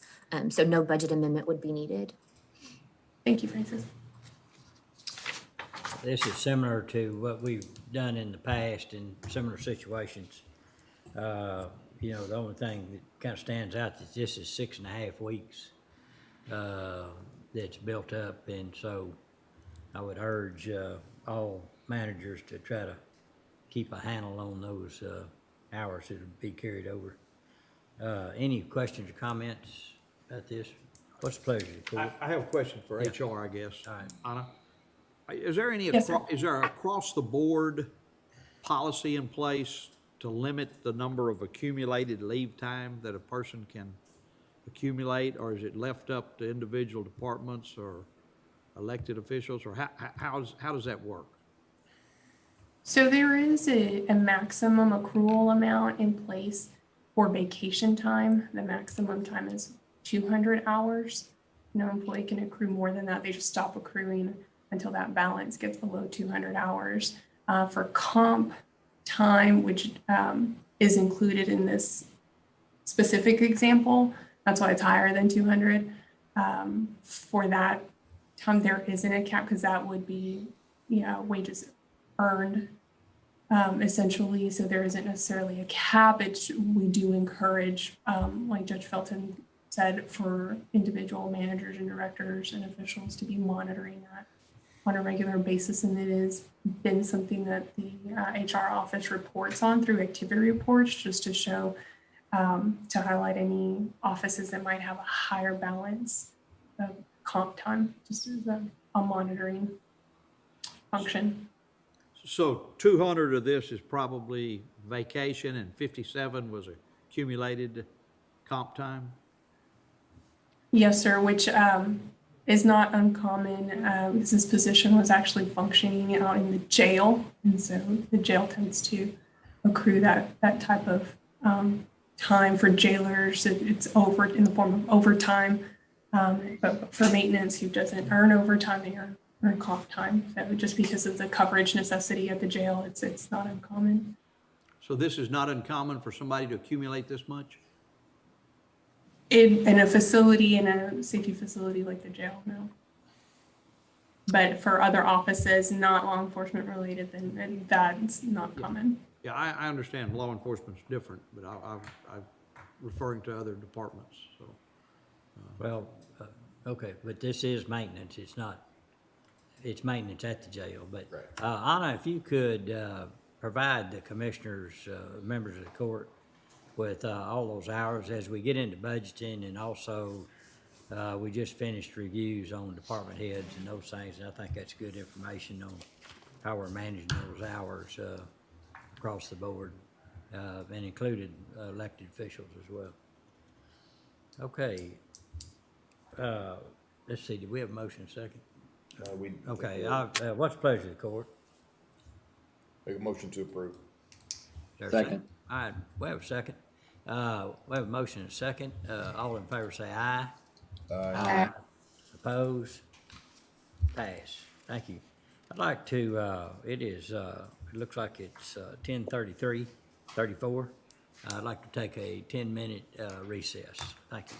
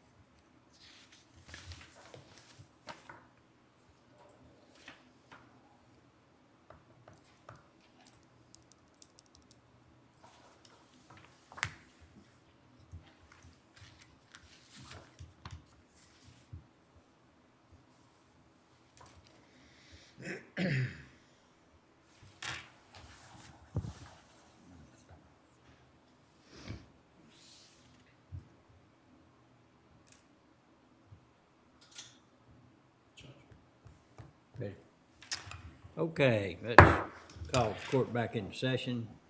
It's 10:48. Sorry for the delay. Had a few issues, technical issues. Okay, Dustin. All right, moving to item F, budget and budget amendments under F1 regarding the FY21 budget. Francis? Thank you. So starting with F1A, this is a budget amendment in the general fund for the Heart of Texas Fairgrounds. And this is to fund that line for the repair and maintenance to the chiller water coils. And the request to use Capstone Mechanical was presented to you on April 20th and approved. So this just increases that line item. F1B, this is in the permanent improvement fund for the 2019 bond. And this is increasing the line item for the communications tower project by $3,000. And this is because of a change order that was presented by Motorola Solutions and approved also on April the 20th. F1C, this is general fund for JP2, and they are requesting to move within their department into other services and charges to cover the monthly charges related to their postage machine. F1D, this is general fund for the jury service department. They are requesting to move within that department to purchase some audiovisual carts that will be used at the remote courtroom. F1E, this is Justice Court Building Security Fund. The request is from JP4, and they are requesting to increase furniture and equipment to purchase an additional security camera that will be mounted at the window at the Justice Court building. And then F1F, this is general fund for Road and Bridge 2, and the request is to move within their department into repair and maintenance for additional repair and maintenance expenses for the remainder of the year. Okay, any questions about those items? If not, is there a motion to approve under F regarding the FY21 budget, F1A through F1F? Motion to approve. Second. Motion made and second. Any other discussion? No other discussion. All in favor say aye. Aye. Oppose? Pass. Right, under F1G, authorization of Texas Association of Counties claim deductible invoice. This is a tag invoice totaling $3,512.46 for claims associated with John Harrington. This is a wrongful arrest, law enforcement liability, and jail claim. Move. Any questions? Move to approve. Second. We have a motion and a second. Any other discussion? No other discussion. All in favor say aye. Aye. Aye. Oppose? Pass. F2 regarding the FY22 budget. F2A is discussion and or action regarding matters relative to the FY22 budget 2021 tax rate. Francis? I don't have anything else for today regarding the 22 budget. All right, moving on to item G, bids, RFPs, and RFQs. G1 is authorization of WebEx meetings with Cisco Audio Quote for mental health court services. We've been using the free version and have ran into some time restrictions with it. It's limited at, I believe, 50 minutes, and some of these hearings have gone longer. So this would be a cost for this service is $25 a month, and something that is needed as we move to more virtual hearings, and then also these forced medication hearings that were mentioned earlier this morning. Okay. Is there a motion to approve? So moved. Second. Have a motion and second. No discussion. All in favor say aye. Aye. Aye. Aye. Oppose? Pass. Thank you. G2 is authorization of recommendation for RFP 21-007 mold remediation at Bill Logue Juvenile Center. Ken? Yes, sir. On our RFP 21-007, we received one response from Target Solutions in the amount of $226,542. That includes the contingency amount of $30,000. I must add that the county did host a mandatory pre-bid meeting held at the Bill Logue Juvenile Center The pre-bid meeting was attended by other qualified vendors. So I state that our competitive bidding was intact.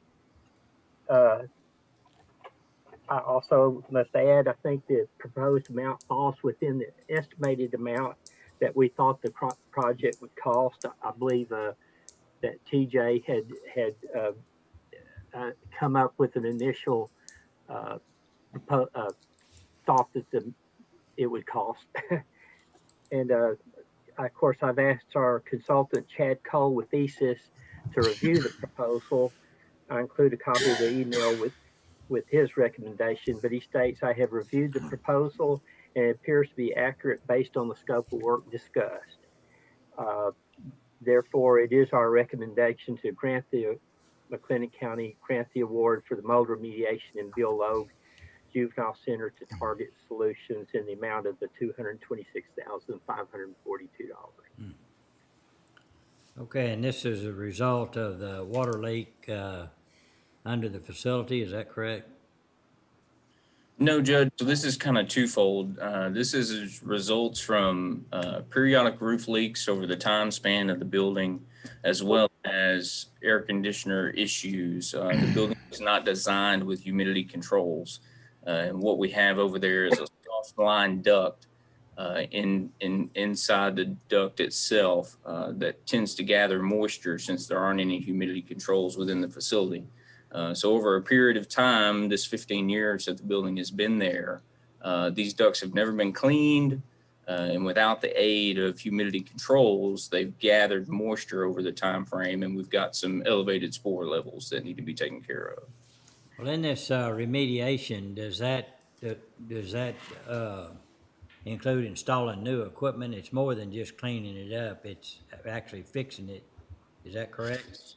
So the modifications to the humidity controls are done on the programming side. So Johnson Controls was able to take care of that on a separate repair and maintenance type issue.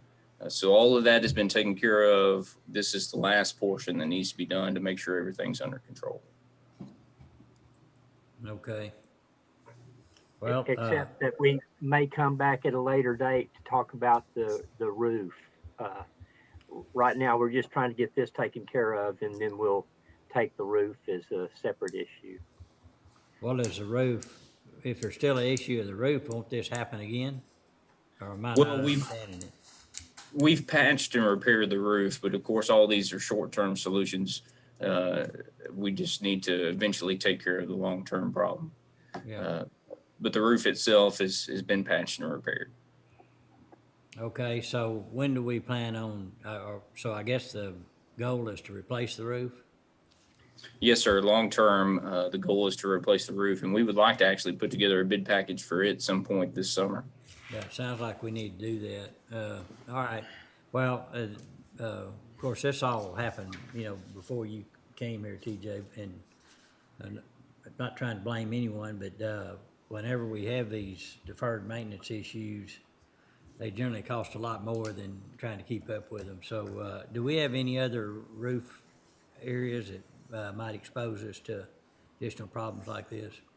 So we've got the two main projects. We're looking at the juvenile facility for this year and Highway 6 jail for this year, which both of those are large-scale projects that we'd kind of put off to the very end of our roofing scale. So those two will be the ones we try to tackle. Okay. All right. Any questions anyone would have?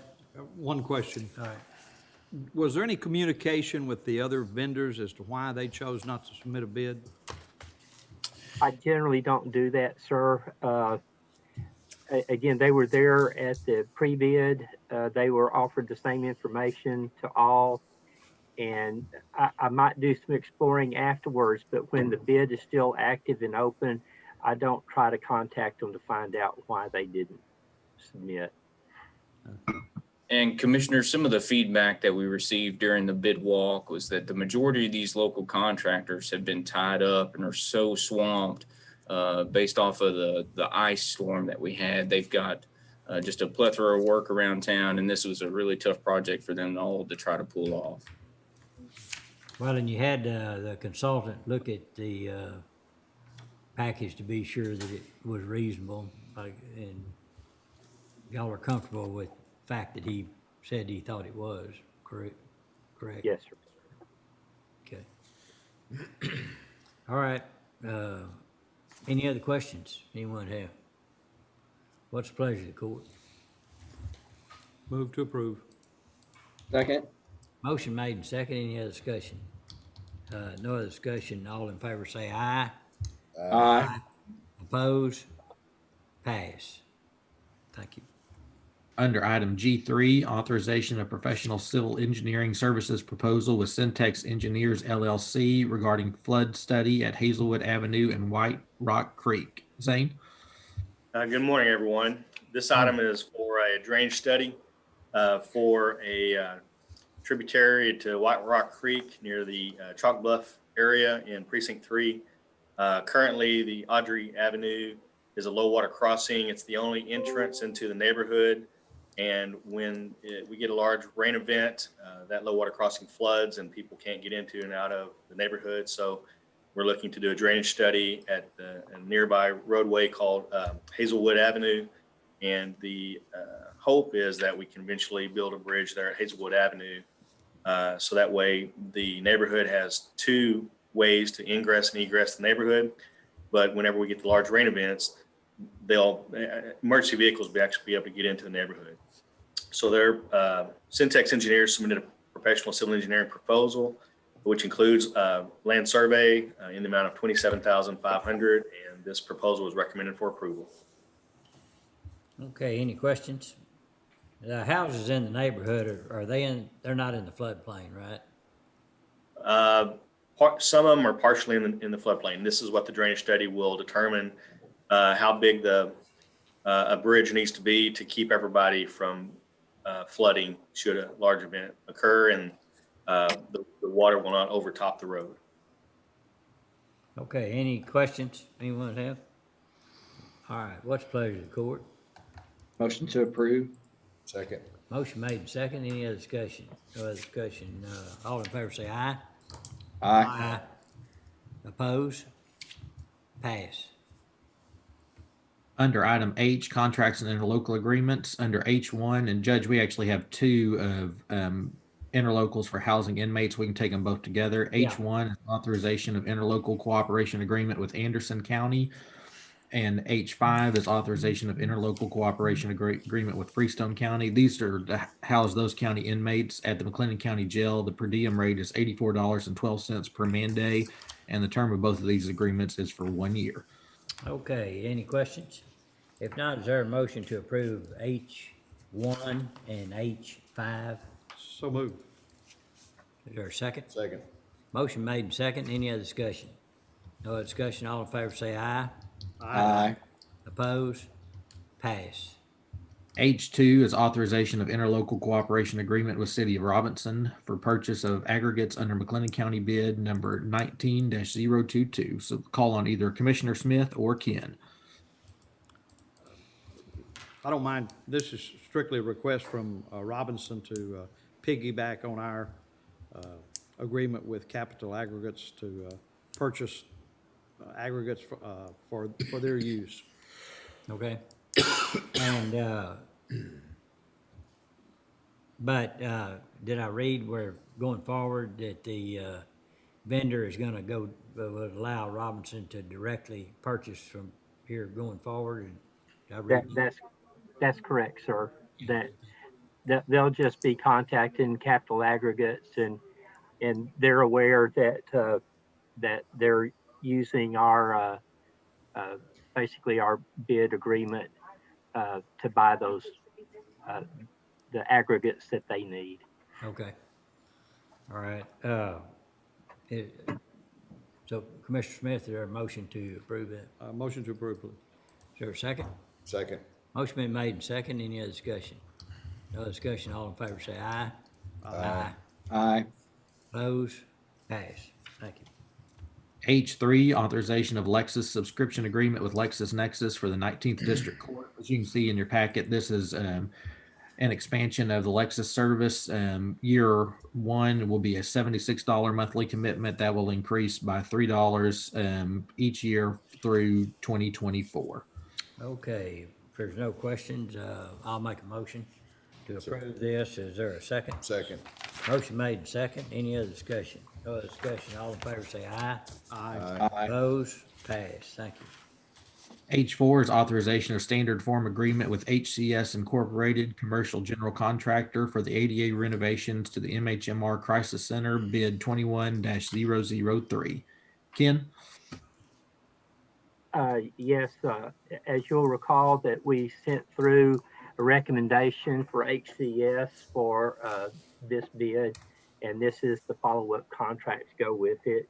Overall cost is $624,700. That included add alternates of patching existing and repainting existing gypboard, anti-ligature shower hardware in add alternate 2, and then roof replacement in add alternate 3. That's the total amount for the job, and also includes a contingency allowance of $35,000. Okay. This is just the contract to go with that bid. Okay, and then of course, there's contractors required to have a bond for this Yes, sir. project? Yep. Yes, sir. Okay, any questions? What's the pleasure of the court? Motion to approve. Second. Motion been made and second. Any other discussion? No other discussion. All in favor say aye. Aye. Opposed? Pass. H6 is authorization of 12th memorandum of agreement addendum with Baylor University. This is for the DWI Drug Court Program cooperative agreement. And this extends that agreement for an additional year through May of 2022. It also does amend the pricing as well. Previously, we had paid Baylor $14,000 a year for the support of those students that they provide. It will increase that to $16,664 for this year. And then in future years, that amount will be set at $18,000. And Judge David Igam has reviewed this and has approved this addendum. Okay, any questions about that? Motion to approve H6. Is there a second? Second. We have a motion and a second. So does this commit us out through that, let's see, the third year, the consecutive, let's see, for each consecutive year? Payment. Judge, we'll still bring this back each year. Yeah, okay, that's what I'm getting at. For approval. Yes, sir. All right, thank you. All right, all in favor say aye. Aye. Opposed? Pass. H7, authorization of agreement and related proposal for professional engineering services with Lockwood, Andrews, and Newman Incorporated for County Line South Road at Tawakona Creek Improvement Project. Zane? Yes, this is a proposal by LAN to do the engineering design plans, bidding services, and construction phase services to improve the low water crossing on County Line Road South in Precinct 3. We previously did the drainage study that was approved back in January of this year, and so the total fee for the engineering design services, bidding services, and construction phase services is $49,900. Their proposal is recommended for approval. Okay, any questions? Not, what's the pleasure of the court? Motion to approve. Second. Motion made and second. Any other discussion? No other discussion. All in favor say aye. Aye. Opposed? Pass. H8, authorization of interlocal cooperative agreement with City of Bruceville Eddy. Commissioner Smith? We'd like to defer that at this time. Okay, is there a motion to defer? So move. Second. And we have a motion second. All in favor say aye. Aye. Opposed? Pass. Thank you. Under item I, capital improvement, repair and maintenance and construction projects, I-1s regarding ADA renovations at Extraco Event Center, bid 20-013, agreement with John W. Irwin Construction, authorization of application for payment number 11. Ken? Yes, sir. This payout number 11 is in the amount of $57,510. It was reviewed by CPNY, and I believe Dustin and I both have looked at this, and we're good with the payout. And Judge, I did just want to say that the elevator has been installed and adjustments have been made. It's completed. They're waiting to install some railing and then do some final painting and other touch-up work in that area. And Ken and I will have our final OAC meeting on this project next Wednesday. It's can't have it tomorrow, but it's moved to next Wednesday. And then on the following court agenda, we'll ask Dylan from Irwin to give the court an update on the project. Okay, and thank you for anticipating my question and comment regarding the elevator. And I wouldn't want, well, when's the inaugural launch? I'd like to be there. So anyhow, any questions about this? Correct amount's $57,150. Is that correct? 57 Yes, one. sir. Yeah, Okay. that's right. Okay, is there a motion to approve? So moved. Is there a second? I'll second. Any other questions? If not, all in favor say aye. Aye. Opposed? Pass. Thank you. All right, nothing under item J this week. Under item K, grants and grants proposals. K1 is regarding the FEMA grant. Judge, we have nothing this week, so don't need to do anything with it. Okay. Under K2 is regarding U.S. Department of Treasury Emergency Rental Assistance Program, authorization of reimbursement requests, reports from the city of Waco.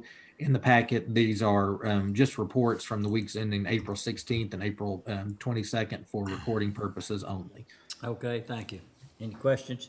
Not, is there a motion to accept the recording for recording purposes? So moved. Second. Motion made and second. Any other discussion? No other discussion. All in favor say aye. Aye. Opposed? Pass. K3 regarding the Bureau of Justice Assistance Bulletproof Vest Partnership BV program, authorization of grant application submission for FY 2021. This is the annual Bulletproof Vest Partnership grant we apply for each year. As the court may remember, we used to receive a fair amount of funds, and in the past they've identified locations below 100,000 population to focus some of the funds on, but we have received some the past couple of years, so it's our recommendation to continue to apply for this grant. Okay, is there a motion to approve submission of the grant application? So moved. Second. Motion been made and second. Any other discussion? No other discussion. All in favor say aye. Aye. Opposed? Pass. Under item L, Department Office Specific Requests, L1, Heart of Texas Fair Extraco Event Center. L1A and L1B are both related to storm damage related invoices.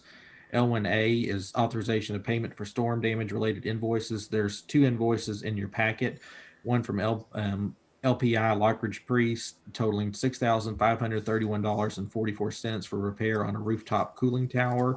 Another one from Action Fire Pros totaling $1,186 for replacement of a 4-inch main on the system. L1B is ratification of a fire suppression system repair. This is again related to that winter storm, and it's for the replacement of 63 foot of 4-inch pipe at the Extraco barn totaling $3,875. Okay, any questions?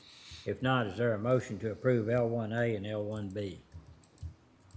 So moved. Is there a second? Second. Motion made and second. Any other discussion? No other discussion. All in favor say aye. Aye. Aye. Opposed? Pass. Thank you. All right, moving down to item M2, discussion regarding healthcare plan audit and related engagement agreement with Messier 42 LLC. Judge, this is, we can still continue to keep this on the agenda. The audit is ongoing, but no actions needed today. Like, I guess technically we can defer it. We've been keeping it deferred. Okay, and I think some progress is made, so hopefully we can discuss this later. All right, Motion to defer. Second. I have a motion to defer and second. Any other discussion? No other discussion. Call for vote. All in favor say aye. Aye. Opposed? Pass. M3, selection designation of public members of the Salary Grievance Committee regarding the FY22 budget. I don't believe any actions needed at this time. Okay. All right. M4. M4 is discussion and or action regarding hosting of court night for 2021 North and East County Judges and Commissioners Conference. We didn't have anything today. Didn't know if any of the commissioners had anything that we might need to address. Hearing none, proceed. All right. M5 is discussion and or action regarding proposed pending state federal legislation, legislative issues, including adoption of resolutions as appropriate. This is our standing item that we've had on during the session. And there's a couple of updates on House bills that are included in your notes on ones that had been brought to the court's attention before. And so we continue to monitor these, and our office has sent out some letters of support and also letters of opposition here recently. So appreciate the court keeping our office plugged in on things that bills of interest. And so, Judge, I don't know if anybody has anything specific today. All right, any questions or comments? We HB 1869 was set to be heard yesterday. I don't know, on the floor. I don't know, The last we heard on it was that they thought on the House side it may be limited to one county, but that could be seen as a maneuver to get it over to the city, to the Senate side, and then make it expand back to all counties. But we submitted a letter of proposing or supporting an amendment that would include county facilities, courthouses, jail facilities, and other things for 1869. So you don't know what happened yesterday? No, sir, I do not. I think the fear was that it would go, and then what do they call it? Floor amendments would be attached to it. Yes, sir. And I think it's today, Commissioner. It says postponed. Pardon me? It says postponed. Okay. All right. Where are we on the lobbying bill? What's happening with it? Is that still out for consideration? There's been some modifications to make it less restrictive on local governments, but I don't know exactly what they are. In fact, Dustin and I talked this morning about getting an update before the day's out to know the status on that. Okay, thank you. Okay, Dustin. All right. Judge, ready to move on to M6 is discussion and recognition of vaccine clinic volunteers. So, Okay, Judge, I know, go ahead, Dustin. just gonna say, didn't know if you wanted to handle this item. Yeah, I will. Yeah, we had a call sometime back about if there's any way we could have any volunteers, which we still pay them. They're on the county tab, but they agreed to go off-site to the vaccination areas, the hubs, and help out in strictly volunteer basis. And so Anna took the bull by the horns and really did a great job of lining these folks up. And you have a list of them in your package there, but you can look that over. Purchasing, county health services, engineering, adult probation, juvenile services, road and bridge precinct 1 and 4 with Chrissy helping out there, and sheriff's office had April Neal, and human resource department had 2 folks as well. So Dustin, if you would go down and just read the names just so they'll be heard in the record. Yes, sir. From purchasing, Tammy Honey, Garrett Bowden, Misty McCowan, and Ken Bass. County Health Services, Sherry Moore and Marissa Coronado. Engineering Department, Crystal Palin and Luke Lambert.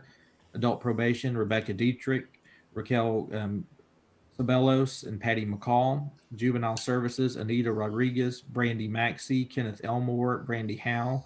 Road and Bridge Precinct 1 and 4, Chrissy Brault. Sheriff's Office, April Neal. Human Resources Department, Lindsey Johnson and Elodia Vega. Okay, again, we want to extend our appreciation to those folks doing that. So is there a motion to approve this report for recording purposes? Motion to approve. Second. We have a motion and a second. Any other discussion? No other discussion. All in favor say aye. Aye. Aye. Opposed? Pass. Judge, Yes. I did have a discussion, but it's okay. We're through with the vote. What I just wanted to add to that, on top of commending those employees, is that with my work with the vaccine coalition committees, that LaTronda has worked with the Waco McLennan County Public Health District, and with her, she signed up 75 seniors to Great. receive the vaccine. So I did want to interject that. Okay, thank you. Thanks for bringing that up, and send our regards and appreciation to LaTronda. Okay, Dustin? All right, item M8, discussion and or action regarding new dialing procedures for local numbers. Lisa? Good morning, or yes, I guess morning, late morning, everyone. I am bringing to the court's attention some information that was provided to our department. It's regarding some changes in our dialing habit. As the FCC, Federal Communications Commission, had an order back in 2020, July of 2020, bringing into place, they approved 988 as a 3-digit abbreviation for a dialing code to the National Suicide Prevention Lifeline. So many area codes were impacted because of that, including the 254 area code. So they've started what they are referring to as a permissive dialing period from April 24th, 2021 through October 24th, 2021. And during that time, we'll still be allowed to dial the 7 digits and get a good connection. But as of October 25th, when that dialing period is over, only a 10-digit dialed number will be connected. So we set about our department trying to review all the services and systems that might be tied to a phone service and make sure we would not be impacted in a negative way. So I've provided for you a list here of many of the items that came up in discussion, which also I needed to consult with other offices on some of these functions. And I believe we're in good shape at this time. We've checked out our MyTel phone system and call forwarding. We're in good shape there. The MCAD emergency 911 database already accounted for the 10 digits. The GTL phone system utilized at the jail for inmate calling, our office fax lines. On a couple of these items, maybe the fax lines and our speed calls may require some user updates there. IT will assist and notify the user base of that. Our elevator phone systems are already capable. I've checked with the facilities director. Our building security alarm should be in good order. Our credit card scanners, the vendor says we're good in that capacity, as well as the postal meters. I've worked with the courthouse security regarding any law enforcement services that we might have through dispatch and security. We believe we're in good order there, and checking with the purchasing director.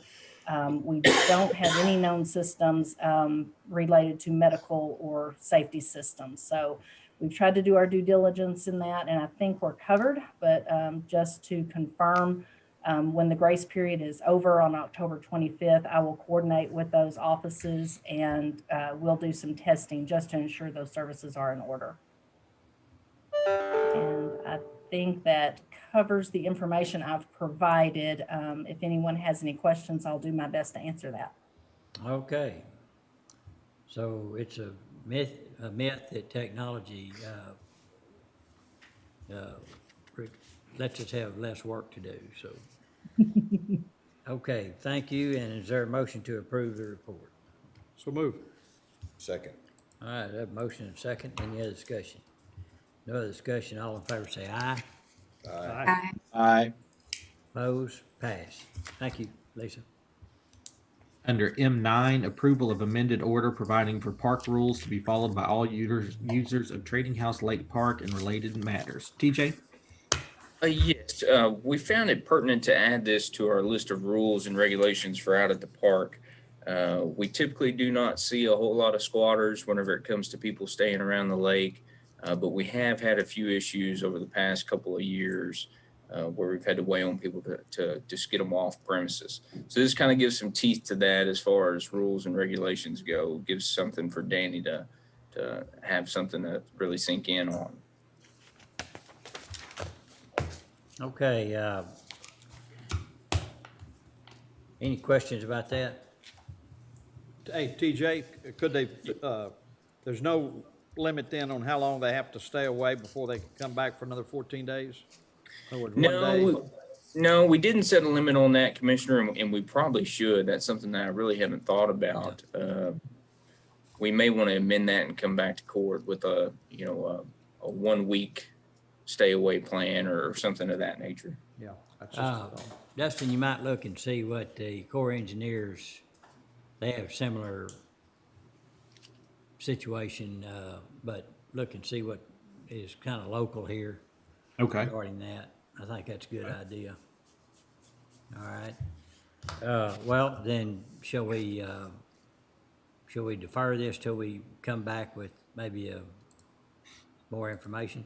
Would we already I think approve we it? could either defer or we could, y'all could give us the ability to match whatever the Corps does Okay. and then bring it back for recording. I'm good with that. So is there any questions, comment? Well, if passing this will help them out there, will help Danny out there right now, I mean, is it, which is better, to go ahead and get it done and then come back so he can go ahead and have some teeth? No, I think that's probably a good idea. We currently aren't having a problem, but we just want to make sure that we don't. So if we could go ahead and pass, then we'll modify at a later date.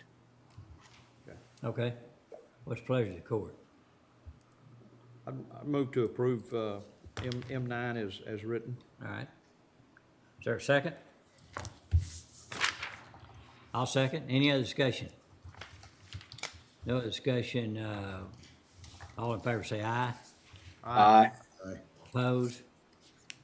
Pass. I want to bring up one other thing about Trading House Park. I thought that it's been over a year because COVID had set in, but we had decided not to rent out that facility, the pavilion. But I asked Dustin to go back and check, and we really didn't take any action on that. We did have a discussion on it. Yeah, that's correct, Judge. We kind of shut down the rental of the facility just due to the construction project that we had going out there. But since the construction is over, we've really had to open it back up until the court determines a decision on that. So I don't know if you guys have given it any thought or not. Well, I was under the assumption that we wouldn't go back and resume doing it until the court had a discussion on it, because having evening events out there that really, I don't see are monitored very well, for $75 and the rest that we take and doing that, I don't know that we're in that kind of business. The other thing is we have been leaning on the city of Hallsburg to park some of our equipment there, and we talked about having our own parking area, and we talked about maybe possibility of the court considering utilizing that pavilion for something like that. We provide a lot of entertainment value by allowing people to come in there, good, safe place to park their boats, enjoy the lake or fish off the bank and those things. But being in the pavilion rental business, it requires someone to really watch over that. And the amount of risk that we take on, in my opinion, by allowing rentals of that for that purpose, doesn't seem like it's equal. But we can put it on. It's not an action item, and so I'd like to put it on a work session to talk about it. Any other opinions or about that? Okay. All right. Thank y'all. Go ahead, Dustin. All right, M10, discussion and or action regarding the 2021 Texas Association of Counties Risk Management Pool Employee Safety Equipment Programs. M10A is regarding road and bridge and building maintenance departments. There is $10,623.18 available for road and bridge and for building maintenance to be able to spend. I believe last year well, I know that it's a determination of the court how to split up those funds. So it's really just however y'all want to split those between road and bridge and maintenance, if it's just a fifth to each or some other split, but that's entirely up to y'all. And then under M10B is regarding the law enforcement departments. David Ives has offered to assist with this one, and I believe he has a spreadsheet created that he uses to help distribute those funds among the sheriff's office and also the constables. And then on the one for road and bridge and maintenance, Chrissy has offered to help administer that program. So we just need to designate who's going to help administer it, and then an allocation of those funds for the road and bridge and maintenance of buildings departments. Okay, any opinions anyone have? What about a per employee allocation? We could do that for sure.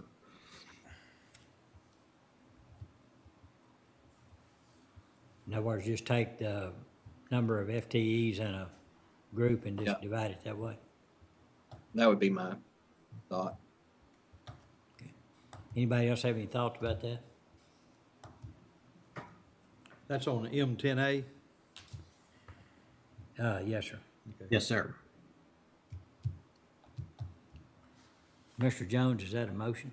Sure. I make a motion that we distribute the road and bridge and building maintenance funds per employee and designate Chrissy to be the administrator. Okay.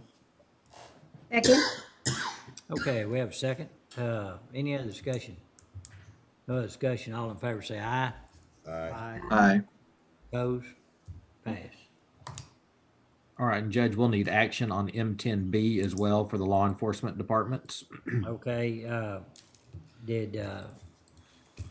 okay, and so there's already a spreadsheet developed and, Yeah, I think we could just, and I don't know if David's in the courtroom, but I think we could just use the same allocation as we used previously for it. okay.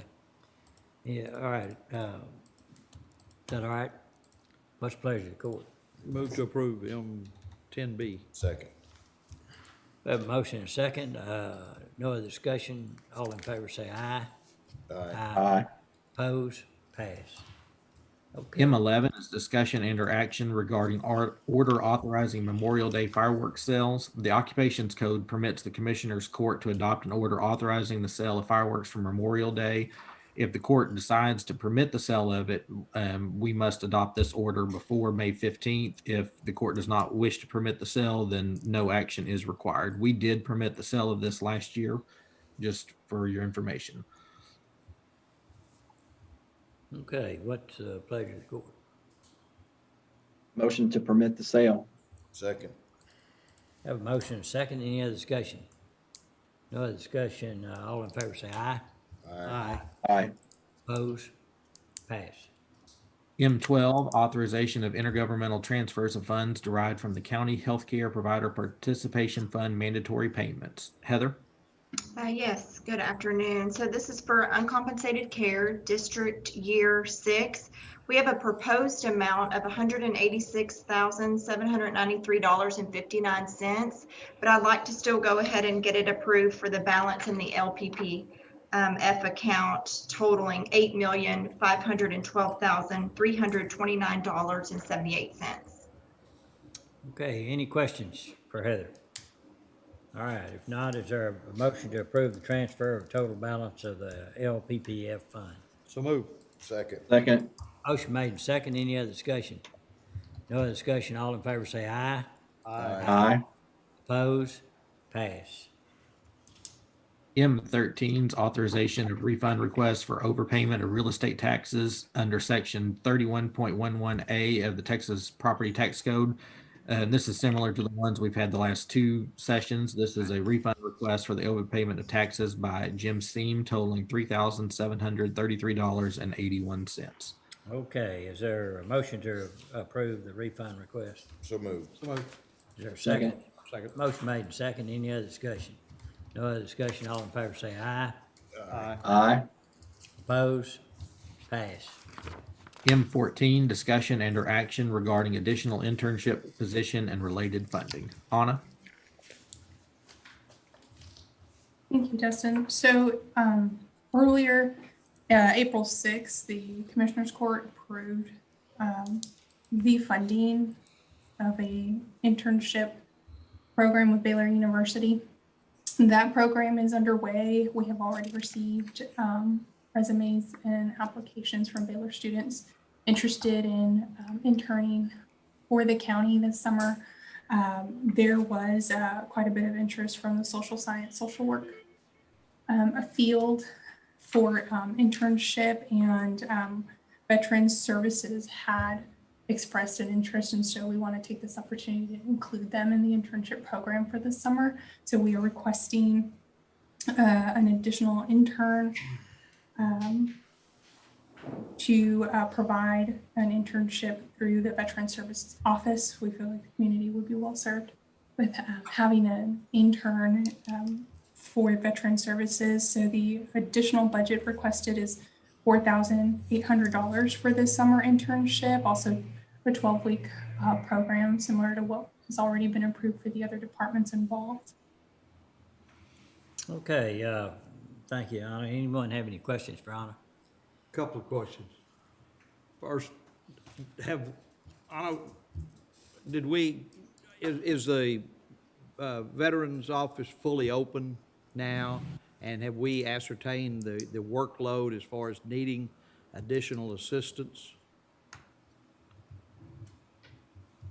I don't have the exact numbers on cases they're working. I know they are currently working. I don't know how fully open their physical offices, that one stop.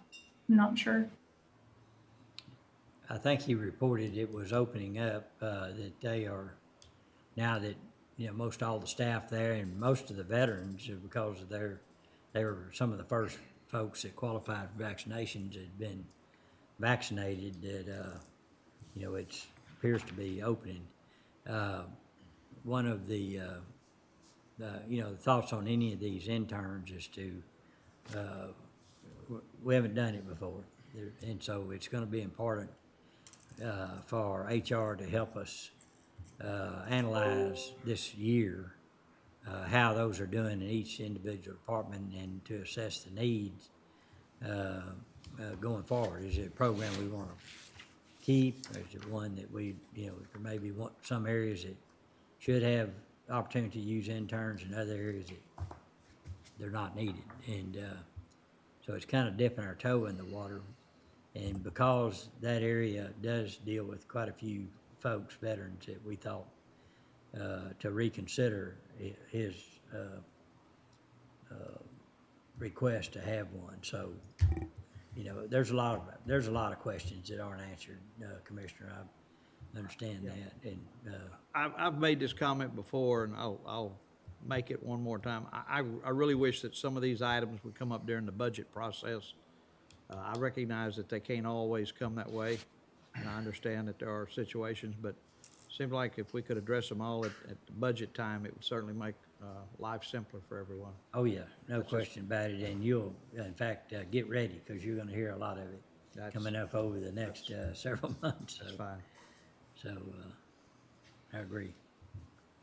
I'd just like to add, we have in the past had intern in our office through Baylor University. They do serve to really enhance the environments that they go into. I think what would probably serve the Commissioners Court would be if those departments that are asking for interns could maybe give us a brief description of what they would have those interns doing. I know for us to secure one, we had to outline exactly what those young people would be doing in the office. My understanding from talking to the Veteran Service Officer is that they are coming online to be fully operational. And they are seeing an increase in client traffic, I guess, because they are being vaccinated and people are now moving around more freely and realizing that they do need some services because of the financial hit that COVID-19 did, especially to that vulnerable population.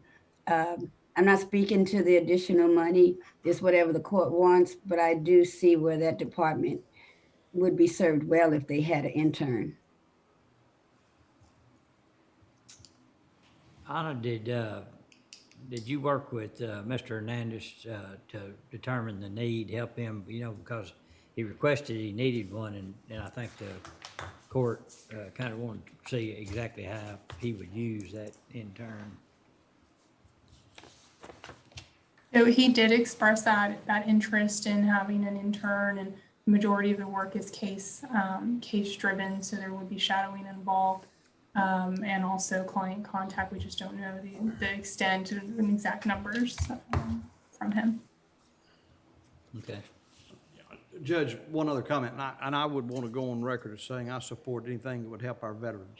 I don't have a problem with that. It's just, I think my bigger issue is just during the budget year, asking for different things with the budget. Right. That's my issue. I don't think this program was even close to being finalized last budget year. Yeah, this is We the could have most- either done it then, or we could have we can Yeah, still wait till I- next budget Yeah, year. we I could, understand. we could I understand. very well. We just had money in the budget to be able to do it, and as Commissioner Miller pointed out, we have used interns, but this is the most formal intern program we've had directly with Baylor University, where it's completely, it's detailed out. We think it's something that we can build off of, plus Do these students get course credit for this also? I understand they do. I would hope so. yeah. I would certainly hope so. Yeah, Dustin, you may know more about that, but Judge, I'd actually, I don't know how it fits into their credit, if it's just part of this, if they receive anything on the Baylor side, but I don't think it's directly tied to an actual class. Is that right, Anna? That's correct. It would be the student's responsibility to coordinate any kind of credit with their own professors and courses. so I guess what I'm saying is, Baylor has helped devise the program. So it has to be, there's got to be some credit given to these students that participate, otherwise. It seemed like it. Yeah. And Judge Francis just sent a message saying that the ones that they'll be working with, they will not get course credit for it. Get course credit, okay, They will not, no, sir. okay. Well, and then the last thing I'd have to say is, one of the big issues in the whole community is to try to get folks that graduate from higher ed to stay here in Waco and not go off to Dallas or other places. And so being able to dip their toe into some of the local opportunities is a good thing. And, we have people that retire and go on, and so we're hoping these interns would watch our posting and, look for opportunities within the county too, so. Okay, what's the pleasure of the court? Motion to approve. Second, Motion been made and second. Any other discussion? No other discussion. All in favor say aye. Aye. Opposed? Pass. All right, we have nothing under item N this week. Under item O, McLennan County Venue Project. Under O3, regarding the professional services agreement and related construction materials testing proposal with Langerman Foster Engineering Company. This is an invoice totaling $415, and it was for test report review and also report preparation. Okay. Any questions on that? All right, what's the pleasure of the court? Move to approve. second, Motion made and second. Any other discussion? No other discussion. Call for a vote. Commissioner Smith, Aye. Commissioner Miller, aye. Judge Felton, Aye. Commissioner Jones, Aye. Commissioner Perry. Aye. Pass. Item O4, authorization of pipe and drape quote from Georgia Expo. This is a quote that the fair has submitted for pipe and drape for the venue project totaling $26,121.84. It was originally on some of the FF&E requests, and then was left off, and the fair has stressed the importance of this, and this will be paid from the venue funds. All right, any questions? I mean, it is FF&E, right? Yeah. Yes, sir. Okay. Dustin, do we know if we only got one quote, one bid? Or do you know? if Yes, sir. They asked for more? I believe this is the only one they received. We can certainly go back and request additional if needed. No, I was just curious. Okay. All right. Did Irwin get this quote or did the fair? This is one that Wes actually got. It was in the early list of FF&E from Wes, and then as things went through and the fair met with Irwin, somehow it got left off the list, and then as Wes was preparing to utilize the facility, realized that they did not have it. So I believe Wes actually obtained this quote. So this will not pass through our agreement with Irwin, where the construction manager at risk that the guaranteed maximum price. This is wholly separate of that. But it will be paid for through the venue funds? Yes, sir. Yes, sir. Yes, sir. Okay, any other questions? If not, is there a motion to approve? So moved. There's a second? Motion made and second. Any other discussion? No other discussion. All in favor say aye. Aye. Opposed? Pass. Under item P, McLennan County Radio Tower Project, P1's authorization of interlocal cooperation agreement with Department of Public Safety. Judge will need to keep this one deferred again. We're still waiting on receiving it back from DPS legal, but did want to say there are 2 sites came up and are operational last week. Frank and Elizabeth ran some coverage tests with local jurisdictions, and coverage has enhanced greatly, and they are very happy and very proud of this work. So, and Frank will be giving us a more detailed report, hopefully at our next court meeting. Yeah, it'd be good if we could. It is some good news on coverage and for life safety issues, which was the driving point with most of this. It seems it's going to work. So there's more to do there. All right. Need to defer it? Yes. Motion to defer. Is there a second? I have motion second. Any other discussion? No other discussion. All in favor say aye. Aye. Opposed? Pass. And Judge, I believe that's all the action items for today. And Chris Collins had an executive session, and she had had to jump off and take another call, but I just got a message from her that she just finished. So if y'all are okay for a brief executive session with her. Yes. So Judge, that'll be under 551.087. Okay, we will go into executive session under 551.087. And then after executive session, we'll come back into regular session for any action items that may be there, or other discussion, and then we'll adjourn. Thank you. 11:47.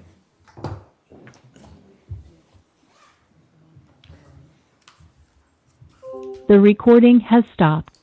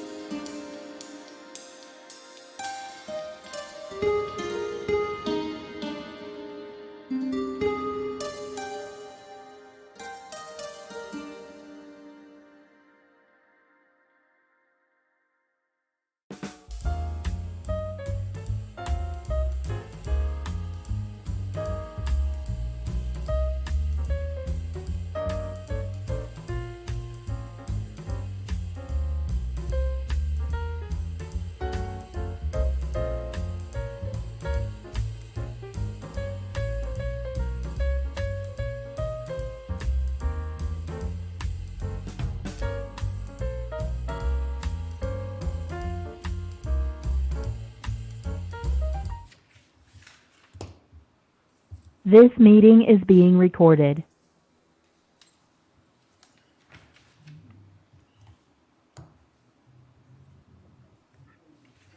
Okay, let's call court back in session. All right, Dustin, are there any more items on the agenda to cover, or have we finished all those?